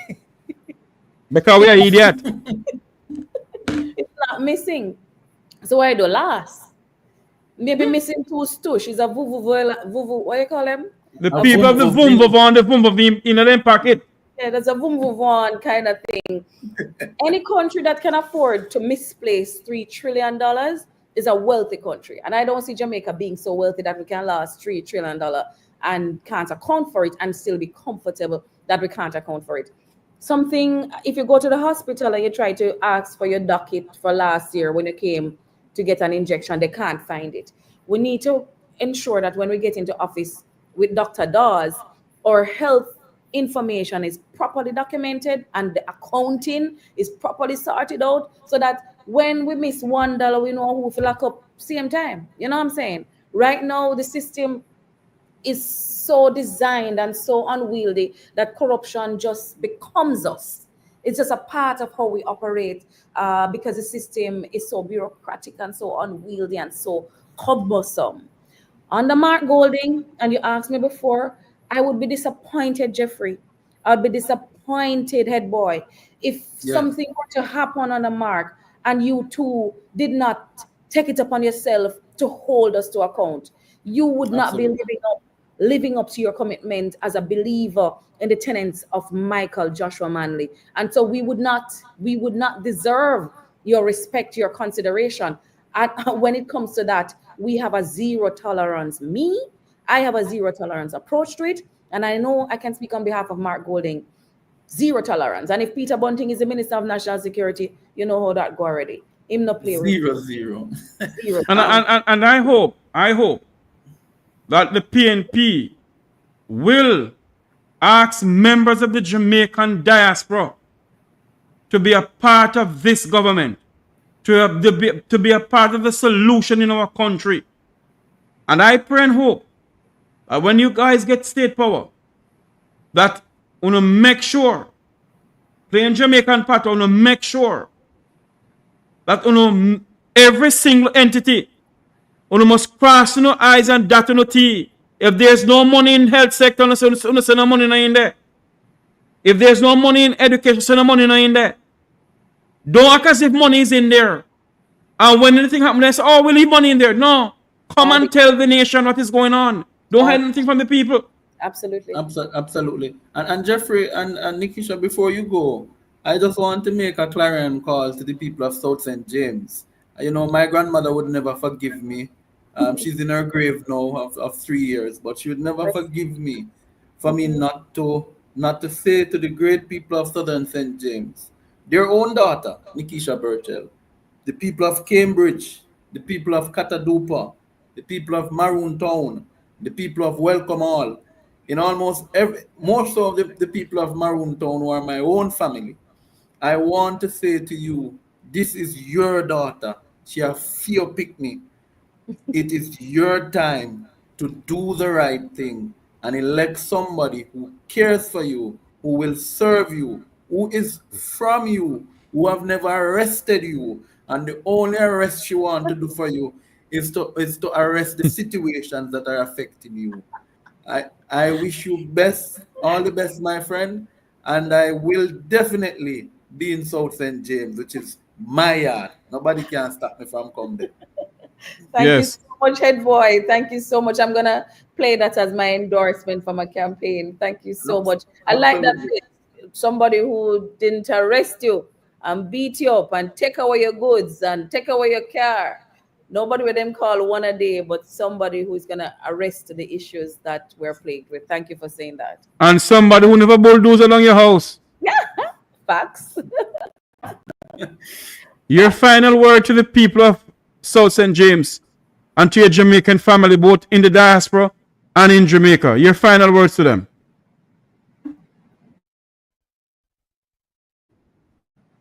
Okay, I lost you for a second, but my final words to South St. To the James. people of Jamaica and the people of South St. James. All right, so to the people of South St. James, you know me, I'm Nekeisha, your girl. You made me who I am.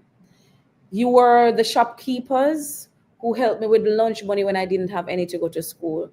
You were the bus operators and taxi drivers who took me to school at no cost to me because you knew I couldn't afford it. You were the church folks who helped me with a book here, a uniform there, a bag here so that I could survive Mount Alvernia High School. You taught me everything I know, and I am committing to giving back to you everything that I can give you so that we can create better opportunities for the next generations to come and that we can live our time on earth in a much better place than what we've had over the last couple of years. To Jamaica, you have seen for yourself what 9 years of labor pain feel like. Nekeisha, I am sorry, I have to cut you. There's a gentleman who is online from your constituency. Okay. Who tell me he want say something to you. Lord have mercy. Hold on. Hello, welcome to the program. You're live. Yes, sir. Good evening to the Lady Nick family. This is Horace. And Mr. Tavares, I must congratulate you on your show. You're doing an awesome job. Head boy, like you every day, you're doing well too. Miss Nekeisha, I'd like to ask you what you say on the road with the doctors, the Cuban doctors. What did he say? What did he say your name was? What's your name, sir? Horace. Horace. Okay. The Cuban doctors, you weren't listening to me earlier, man. The Cuban doctor. No, I just chiming, so. I hope you get a chance to rewatch it later. Yes, I do. Harris, the Cuba has been a friend of Jamaica for a very long time. We want to hear definitively from the Prime Minister and the Minister of Foreign Affairs, Jamaica's official position, but going based on the PNP's historic relationship with Cuba, we're friends of Cuba. The PNP and Jamaica, not about the government, the PNP and Jamaica are friends of Cuba, and we will never be ungrateful friends to a friend that has been so good to us. All right, caller. Thanks Yes, for I like that. And I would say, I would like you all to stand your ground and give the Prime Minister enough rope to hang himself. All right, my friend. Thanks for calling in. Yes. Cool. We have to wrap up the program with Miss Burchell because she has to run. Yes. And as I said before, I was giving her the time to just wrap up with her, talk to her people and her Jamaican people. Go ahead. So to the people of Jamaica, you've experienced, a mother experiences 9 months of labor pain. You've had 9 years of labor pain. The PNP is coming to deliver that for you. We're coming to get you out of the bondage of Alibaba and his 40 thieves. We are going to deliver for you on the promises that we've made to you. Our promises are not hard for us to achieve because they're done based on integrity, accountability, and transparency. You'll be able to track with us the progress of those promises. Ms. Burchell? Jeffrey? Yes, go ahead. Yes, complete that promise and it stopped there. Go ahead now. Continue. Hello? Are you hearing me? Jeffrey? Yes, I'm hearing you. Are you hearing me now? Right. Overall, it's the People's National Party puts people first. Our policies show that, our actions show that, and in the future, our word will be backed by those promises when we come into office. God bless you. One love from the People's National Party and from me, Nekeisha Burchell. Shout out to my South St. James people. Heart of love from me always. Indeed. I want to say thank you for coming on, and I will talk to you off air. Remember, I was talking to you about some young people. Yes. And you're talking about some videos too. So yes. Let us talk about that off air. Absolutely. With our good friend Head Boy and see what we can do also. And I'm pretty much sure my good friend Wilfred Radigan. Yes. On which I would love to have you on his program. So I'm going to liaison on with you with that one. Thank you so much. Head Boy, enjoy the rest of the class. All the best, sis, and all the best in South St. James. Remember Enumeration Day before the 31st? 31st of March. Yes. All the best. Thank Indeed. You so Thank you so much, Ms. Burchell, for coming on. God bless. God bless. And continue the hard work for the Jamaican people. All right. Bye-bye. All the best. There we have it. Was Nekeisha Burchell, the PNP caretaker for South St. James. She's also the PNP opposition spokesperson on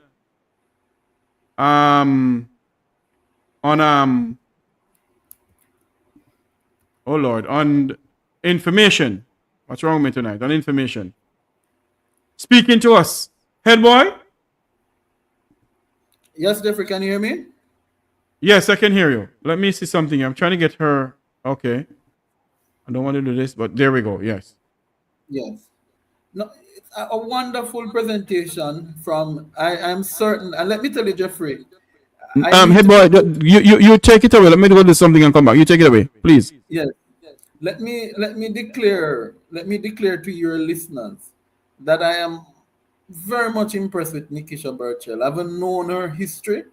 I haven't known the humble beginnings that she come from.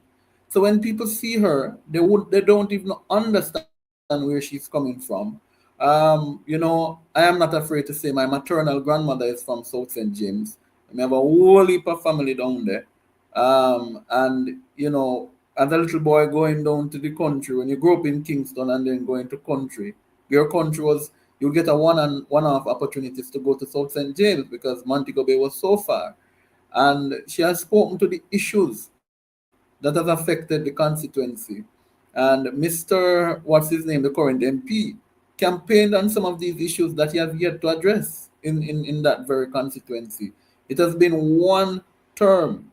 He has been not just, as he pointed out, not just MP. He has been councillor, for 2 terms, then a mayor for 1 term, which he served 7 years instead of 5, and he has never addressed the issues plaguing the people of South St. James. And I believe it is high time that the people of South St. James, who by the way are very independent people, they not beg nobody, they go do the work of the bush, and they make sure say they are independent and they can generate their own income. So I want to extend to the people of South St. James, as I say, she is your daughter. I was sharing with your listeners, Jeffrey, that I know the humble beginnings that Nekeisha Burchell is from. Very humble. Very humble. If you know her mother, Nekeisha Burchell is as beautiful as her mother. Yeah? And you know, whilst I monitored the chat, there was a lot of men over here tonight. I've never seen so much men on the program.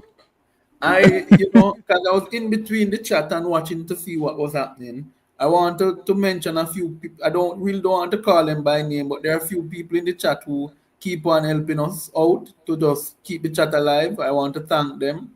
And yes, because my moderator not feeling so well tonight, so she didn't get to come on in the chat. We need to have a discussion again, Jeffrey, as to somebody we need to appoint as yes. Moderators, another moderator as well.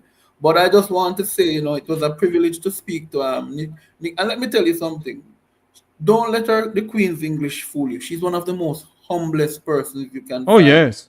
She is genuinely loving. Like myself, she was raised by pastors. And so there's a person, there seems to be that sort of the environment you're raised in, that you just have to empathize with people.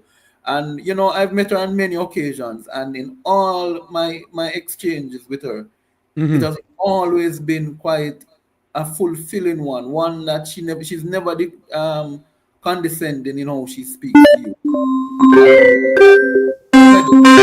Hold on a minute there. Good night, Miss P. Welcome to the program. You're live.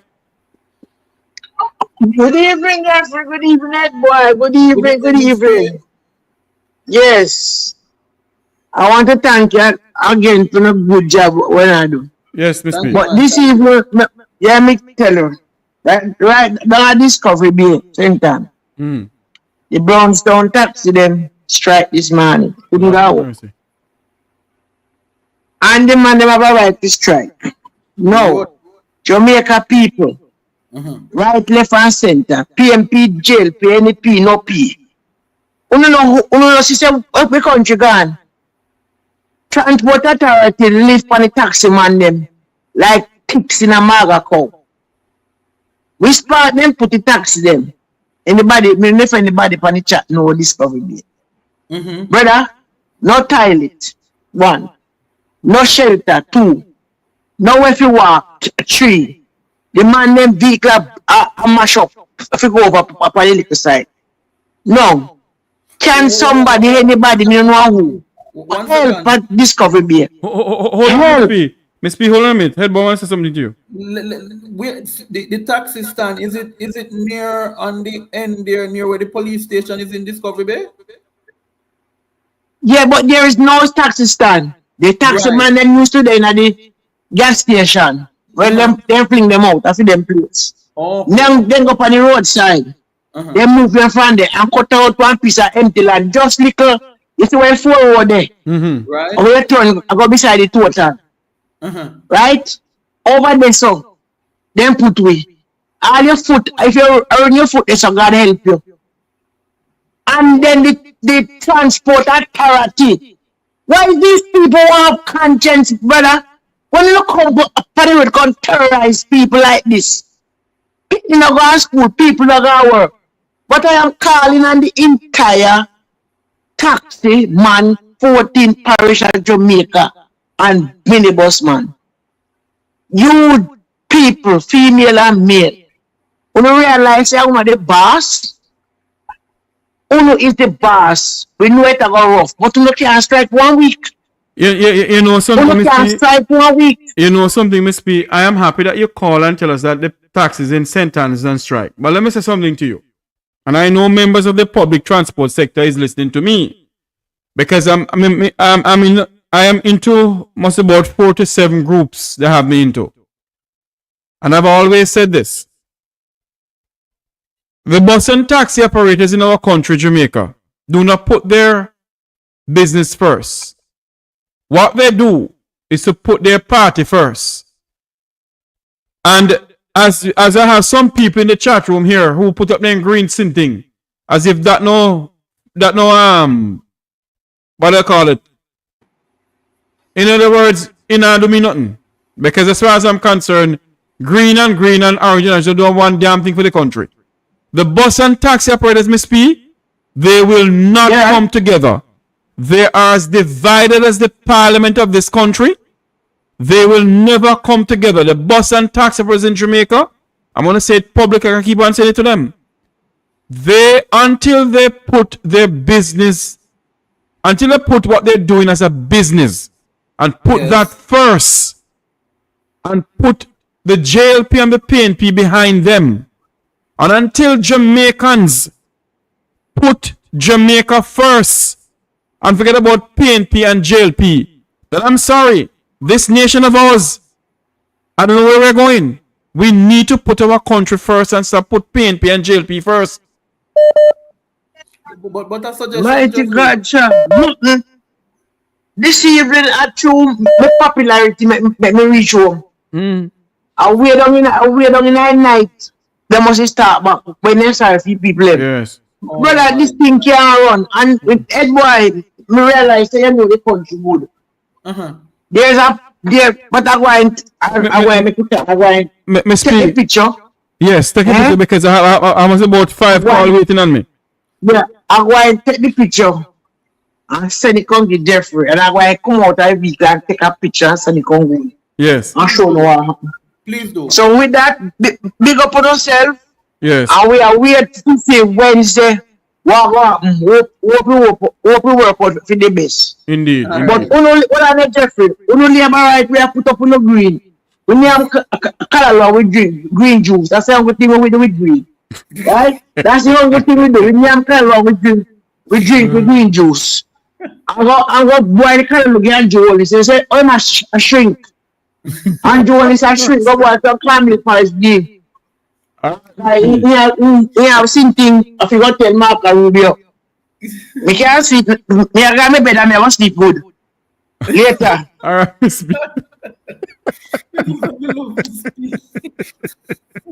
I want to say good night to my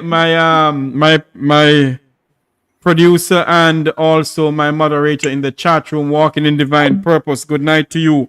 There was a call coming in. I'm gonna call about this person here. Let me call about this person. But you see, they don't. Sorry, the head boy. I do apologize, sir. Good night to you, sir. You're calling the number. Welcome to Mekwittalk program. Hello. Hello, good night. Welcome to Mekwittalk. You're live. Hi, Jeffrey. Good night to you, head boy, and the lady that does speak a while ago. Yes. Tell me something now. Marco Rubio come to Jamaica to fight against him one Cuban people. Marco is not a Cuban, you know. Marco Rubio, he was born in America. He was born in America. He was never raised in Cuba, but his family were a part of the oppressive regime, and I say it with no apologies. History show his family were supporters of the Batista-led government that Fidel overthrew, and that is what the hatred come from. Because they lost a lot of their assets they had that were nationalized by Fidel in the nationalization of 1956. Okay, I understand. What do you think? What do you think? The Secretary of State will be saying to the Jamaican Prime Minister, sir? To be honest with you, it's a good question. I wish I have the answer right now. But Jeffrey, Yes, sir. we cannot turn out the Cuban out of Jamaica. We are Caribbean countries, and we need the support of the Cubans. And whatever Marco Rubio coming down there to say or do for us to get rid of the Cubans, We cannot do it. Bottom line, we cannot because we need them. They need us, we need them. I want to because I remember in 1964, when Hurricane Flora, the first shipload of gift come from Cuba where Fidel Castro sent con help, you know. There was no other country help in 1964, you know, when Flora, you know. So we cannot turn the back and we cannot buy the hands of our own Caribbean country. We have to support each other. And we have to join together. Head boy, we have to join together. Of course. Jeffrey, we have to join together. Head boy, I want to say something to you. Head boy, I want to say something to you. Go ahead, boy. I want to tell you that there was a statement, not a press statement, but it was released on Thursday by Kamina Johnson-Smith, in which she said that they are not necessarily standing with the Cubans, but their investigation has revealed that there's nothing untoward, that there's no human trafficking issues. And as such, their position is that the Cubans who are here will stay. I am telling you guys that this visit, don't let them smoke screen with this Cuban thing. This visit from Marco Rubio, Jamaica is no import. It's not the only country that have Cuban doctors. So why is he coming to Jamaica only? The three No. Hold on. No. He's not coming to Jamaica only. Guyana, Suriname. I'm referring to I'm getting there. The reason, so I'm saying, why would he just only be coming to Jamaica? There are other countries with Cuban doctors. Guyana, Suriname, and Jamaica signed onto something called the Chinese Belt and Road Initiative. Let me repeat it. It's the only three countries in CARICOM to have signed on to it. And that is what Marco Rubio is coming to discuss. Because the Jamaica submitted to the CARICOM Secretariat last week, Wednesday, that they have decided and done their investigations and they have no reasons to support America's decision to remove the Cubans. Take it from me. Oh, okay. So he's not coming to protest to say that Jamaica cannot have the Cubans. No. Hold on for me, sir. No. He will be discussing that too. But Jamaica has taken a stand on it already. Now, is it that the Prime Minister may bow under pressure and change his mind? We don't know. That is what I'm saying. We're going to listen to what's going to happen on Wednesday with the press conference of both the Secretary of State of the United States and the Jamaican Prime Minister and the Jamaican Minister of Foreign Affairs and Foreign Trade. So what I know so far, what they said, that in keeping with the Trump administration foreign policy, he will be coming to Jamaica to speak about illegal immigrants. So I don't know if they're going to send some illegal immigrants to Jamaica, because Jamaica don't have no prison to hold them anyway. But he's going to speak to the Prime Minister about that, and also issues pertaining to Cuba and other foreign policy issues. Okay. Well, we have no space. We have enough criminal in Jamaica already. We don't want no more. Well, the parliament full of them, you know. In and out. Public and private. Yes. Well, have a good night, Joseph. Hey, boy, big up. All the best, Briggy. Take care. Yes. Let us see. All right, then. All right, my friend. Have a good night. Let us see what's going to happen on Wednesday. Man. Continue to do a good job, man, because we are Jamaican and we cannot give up Jamaica, not because we live in America. Because right now, we're not sure if they know we throw we out by tomorrow. And we have to come back to Jamaica. So we have to clean up Jamaica and make Jamaica good. I tell you. All right, my friend. Thanks for calling in. You're welcome, Jeff. Yeah. Have a good night. Have a good night. Head boy, when you listen to the lovely Nekeisha Burchell speak a while ago, I wonder what position in the parliament they would put her. Or she become member of parliament. Obviously, she will be the Minister of Information. You need a Minister of Information.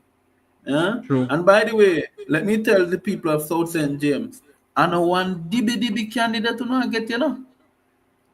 This lady studied at London School of Economics. Do you know? Yes. Every leader, every person who has become leader in most African countries. She studied political science and everything like that. Yes, and a master's in communication. Do you know that it's the same school, as she pointed out, Michael Manley went, it's the same school PJ Patterson went. But interesting enough, Kwame Nkrumah and Jomo Kenyatta from Kenya and Ghana studied at London School of Economics. It's a hold on for me, head boy. Hold on for me. Walking in divine purpose, you have the authority to do what you have to do. I'm not running in a jail PNP ship over here. I'm running a program. And nobody pay my bills. I pay my own bills. So walking in divine purpose, you have the authority to do what you want to do. Let me reveal something on that point, Jeffrey. It has come to my attention that the certain persons within the JLP have what they're doing. You know that they're paid AI trolls, so they can have a system. So a lot of the persons you see commenting is AI generating the comments. Oh yes. They are not necessarily individual. So to tell you, imagine the JLP has so much money to spend to counter what you and I are saying. It must be that we're speaking the truth. Thank you. So I welcome them, because it means you never see a madman a stone an empty mango tree. No matter how crazy. Yeah? Him not stone empty mango tree. Yeah? So it means that you are doing a good work. Yeah? So they're welcome. They're welcome. And as a matter of fact, I'm gonna put Gigi in charge, and I'm gonna put Gigi as assistant moderator too, But I am telling walking in divine purpose, you have the authority to do what you have to do. Of course, sound like this big soup speak. Oh. Wait, let me say, lock them up. Because me not beg nobody nothing over here, so. No, but it is rude. It is rude. And you know what sick? Damn rude and out of order. What six mean? Nobody goes on their platforms. I have never gone on something that the JLP is doing and engage them. Me not have no time to do that. Yeah? So I think people should learn to respect people and their comments. I saw some comments, right? And it is reminiscent that there's a lot of persons in the JLP. Hold on there for me. Good night again, Miss P. Welcome. Yeah, good night. May I ask a question? What you think Marco Rubio are coming for? Write down this. I have a pen here. My opinion. He might come out the Cuban one. He might come out the WAF 2.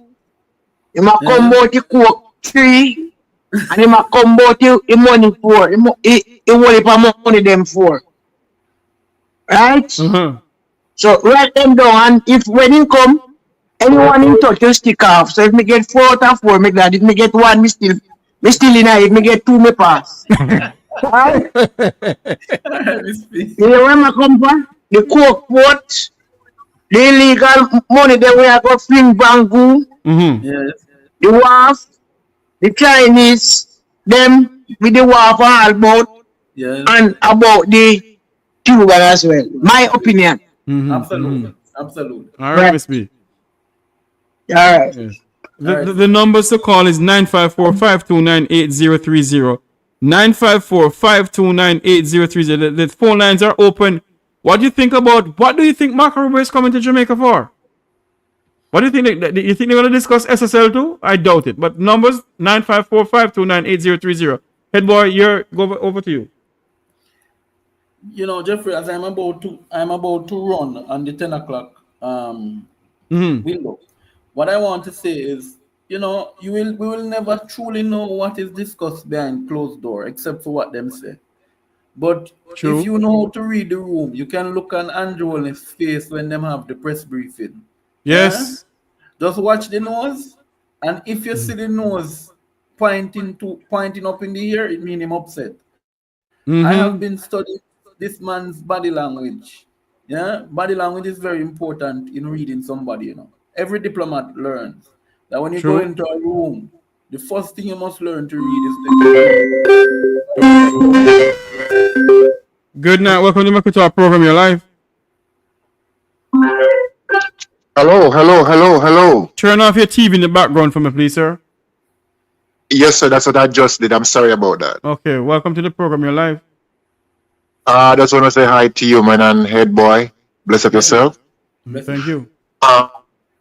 What I called you about, sir, is that Sir Jeffrey. Is Jeffrey? Am I getting him right? Yes, man. Him same one. Chat too much though.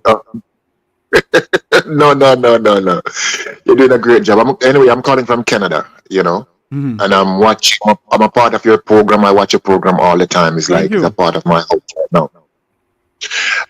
One of the things that I wanted to ask you, sir, is did you heard when the government speak about the vehicle expiry date of 5 years, something like that? Yes. Something like that. What he said was this: that vehicle fitness only gonna be renewed every 5 years.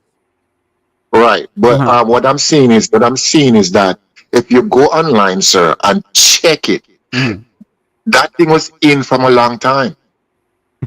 It's nothing new. Hey boy, So it's like he represented, he update it like it is new. It is not new. It's supposed to be a long time. I'm gonna call a taxi friend of mine on air for him to explain it to me. If that is true. Jeffrey, Go ahead, head boy. The caller is absolutely correct. Yeah.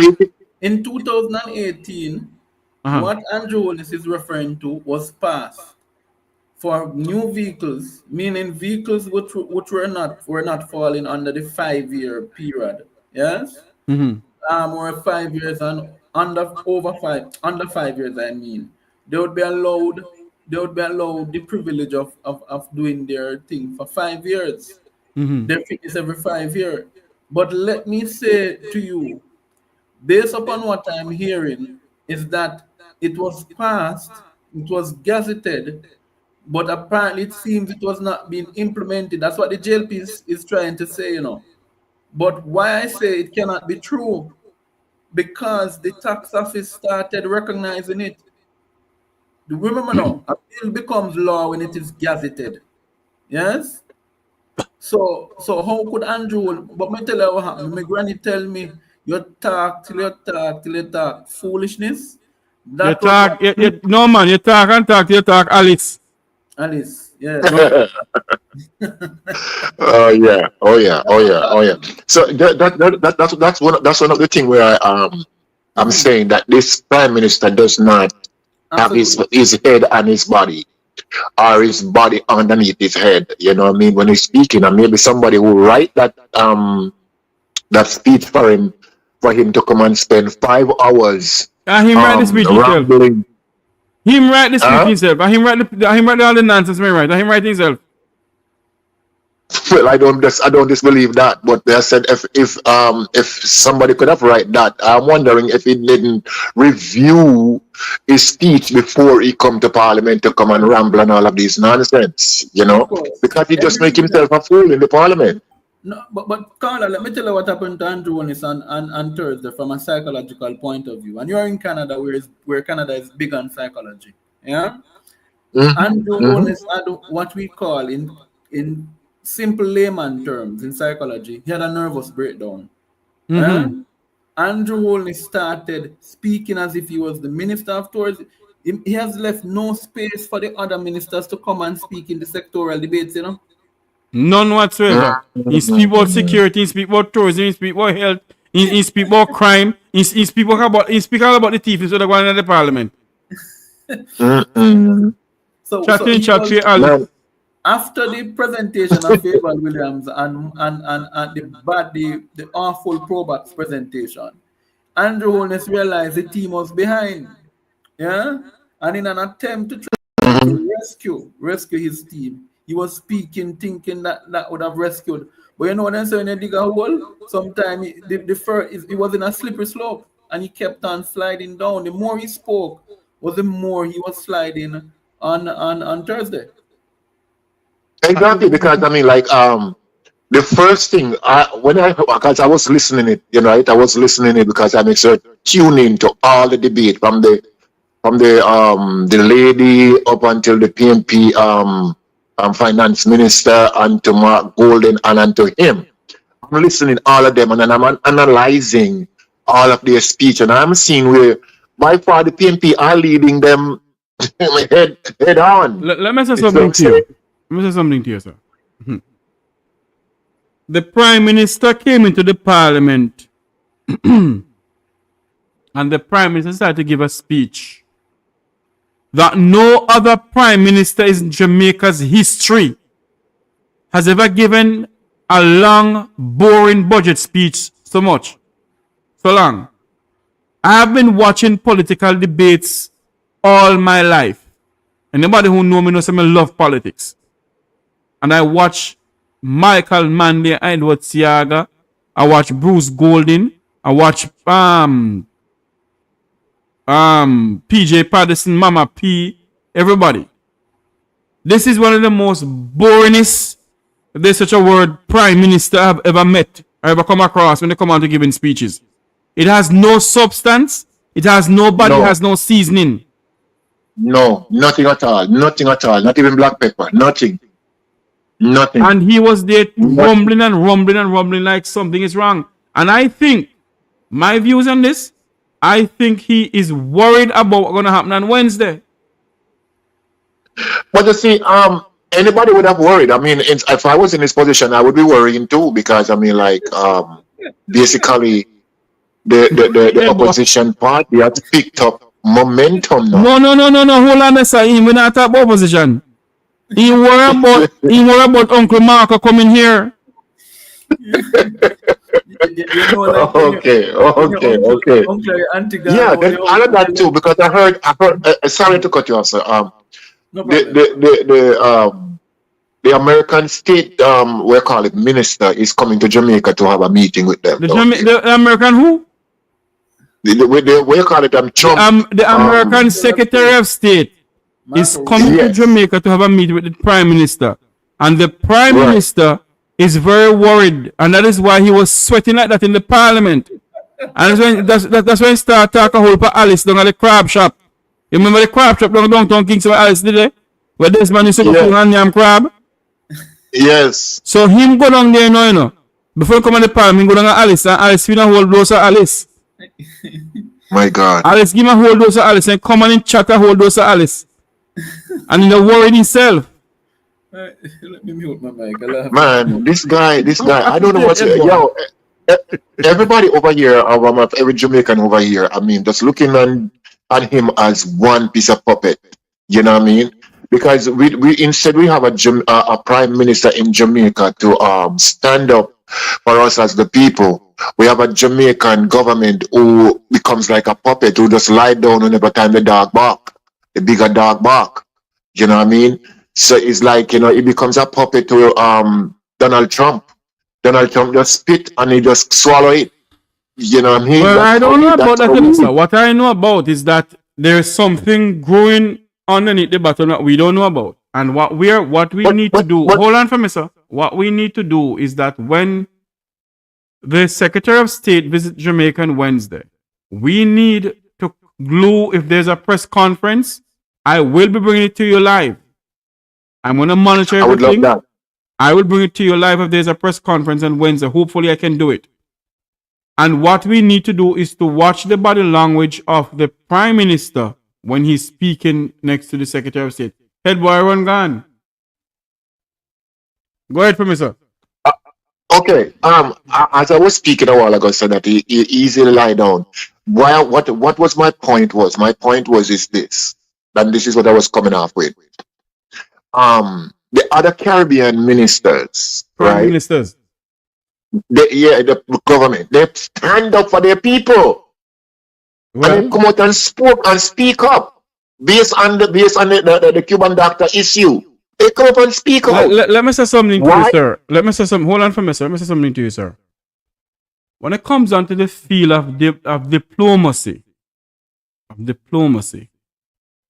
yes, you can allow your Minister of Foreign Affairs and Foreign Trade to work the diplomatical channels for you on the behalf of the government and the behalf of the country. Right. Now, I do not know if Prime Minister Motley or Prime Minister Comrade Rolf Gonzalez had done that, or Keith Rowley, or whosoever. What I know for a fact, that I'm not taking it for anybody, the Jamaicans were using the diplomatical channel to work out issues in the sense of to find out if there was any breach in sense of any human trafficking with the Cubans and whatever in Jamaica. Now, it is right. You're correct. The Prime Minister of Jamaica, in his budget presentation, should have addressed the issue. He did not. Exactly. He did not. Now, based on all of this, the Secretary of State of the United States and the State Department issued something today stating that Secretary Rubio will be coming to Jamaica to speak to Jamaica on mutual foreign policies issues. One of them is illegal immigrants. Mm-hmm. And he's going to Suriname and another country, Grenada or Guyana. And the other part I'm going to speak to him on is the China, the relationship between Jamaica and China. And I know there's other issues that they're going to come up. I know that. So I don't know if the Prime Minister is even sleeping well tonight. We don't know. Well, that's on him, because I mean, when you put your hand in, when you stand up in an ant's nest, ant is gonna bite you, and that's what I know. And thoroughly right now, he's supposed to be getting a lot of biting up right now. You're not supposed to be sleeping comfortable. Trust me, because trust me, we don't have a. I don't see him as our leader right now. Honestly, I'm telling you straight. I don't really see the government of Jamaica as our leader. Somebody who have the backbone, have the balls to stand up and speak in behalf of his people. I see a man who easily lie down like some jellyback fish. Trust me. That's the only strength him have is for the PNP government. That's all he has the strength for. To speak and talk as whatever he like against the PNP party. That's what he like to do. I know a government that would speak up, which is Michael Manley. He would lie down like a jellyback fish. I sure of that. And I know PJ Patterson, farmer, would not lie down and like a jellyback fish and let anybody walk all over Jamaica like that. No. I can guarantee you on that one. But this government, even well, I wouldn't even say Edward Siaga, because I remember when in the 70s what they did to Jamaica with the CIA. I can remember all of that with the war and all of the 80s and all of those things. He was one who caused all of those nonsense to happen to our country and sink our economy by cahooting with the CIA. We know all of that. And from thence, I heard Oldness talking about they are the best economists and whatever. To bullcrap, excuse my language, bullcrap. Right, sir. Because they what he should know that okay, his daddy is the one who wrecked Jamaica economy and allowed the PNP to come and rebuild it back. So whatever they get is on the backbone of the PNP. Let me ask that question. Hold on. Let me ask that question. Yeah. Do you see a Jamaica in the sense of a Jamaica leaving for children a better Jamaica? That underneath this government. Not underneath this government. Did Jamaica get to where Jamaica is now under one administration only? No, not well. Underneath the PNP government, I could tell you that if the PNP government was in power, it would be a better Jamaica.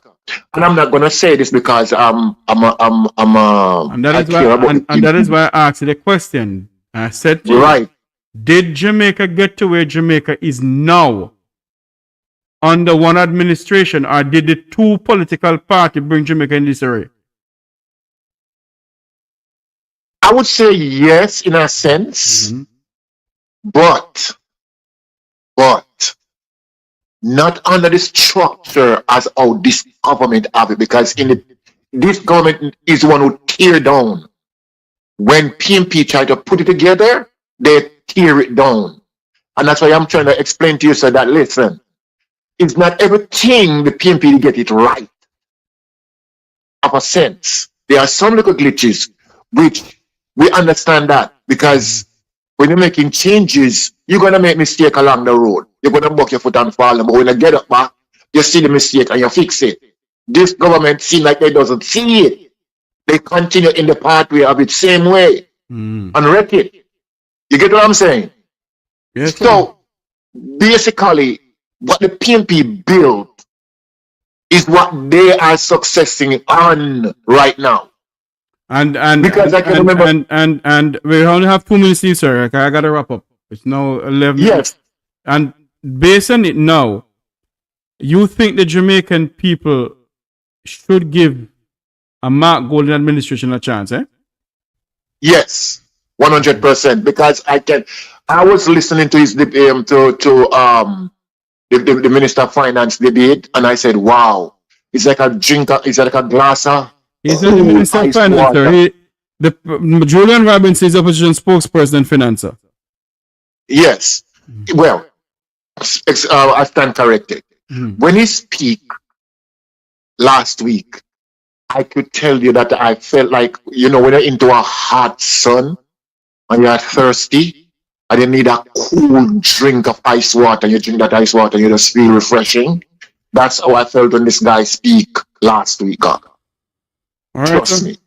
All right, my friend. Because if I should build, one of the things that I stuck with, which I was wondering, when our leaders of Jamaica is going to do this for the people, is the Chinese alone can come and get that goodies, those cookies, and lift these people out.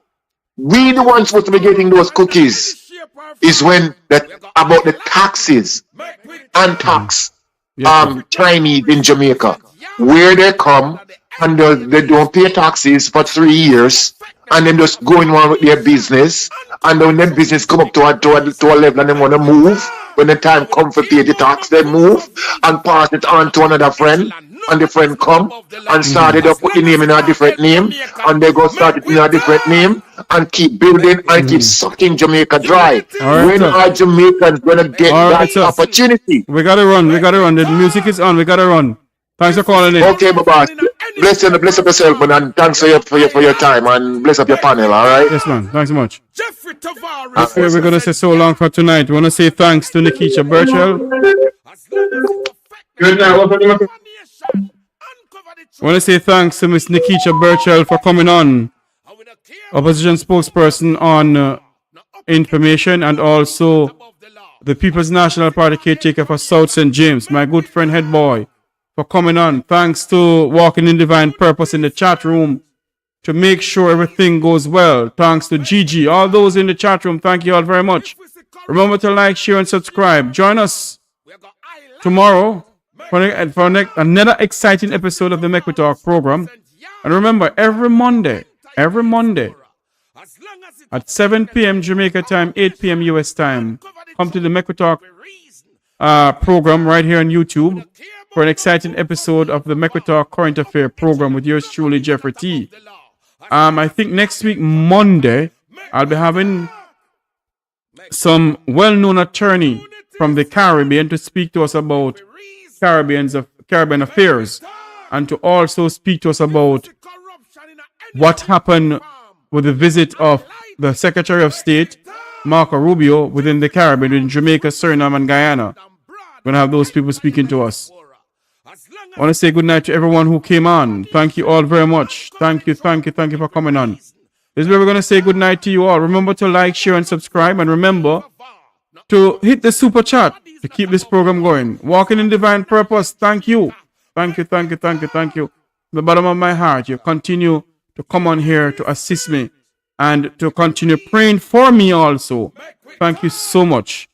You're a great source of information, great source of inspiration to me and to this program. May God bless you, and may God bless our island home, Jamaica land we love. Have a great night, everybody. Good night. Uncover the truth, make we reason, make we talk. And we don't care about no vumva viva va, no upper echelon, nobody is not above the law. As long as it now help Jamaica, make we talk. Make we talk. Unity is strength. Make we reason. Make we talk. If we see corruption in any shape or form, we're going to highlight it. Make we talk. Jeffrey Tavares represents yard and broad and the entire diaspora. As long as it affects the life of our nation, uncover the truth, make we reason, make we talk. And we don't care about no vumva viva va, no upper echelon, nobody is not above the law. As long as it now help Jamaica, make we talk. Make we talk. Unity is strength. Make we reason. Make we talk!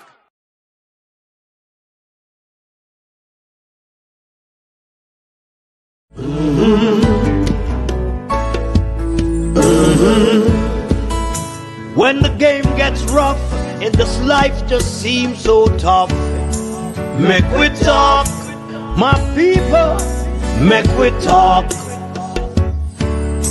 When this town becomes an ugly place, don't let it erase the smile from your face. Make we talk, people, make we talk. Conversation is the key, a guiding light for you and me. Spark a talk and you will see. Conflict solver A to Z. World leaders master the art of self-defense just by talk. So people, make we talk. Hey, we're living in a world that on ourselves we must depend. Make we talk.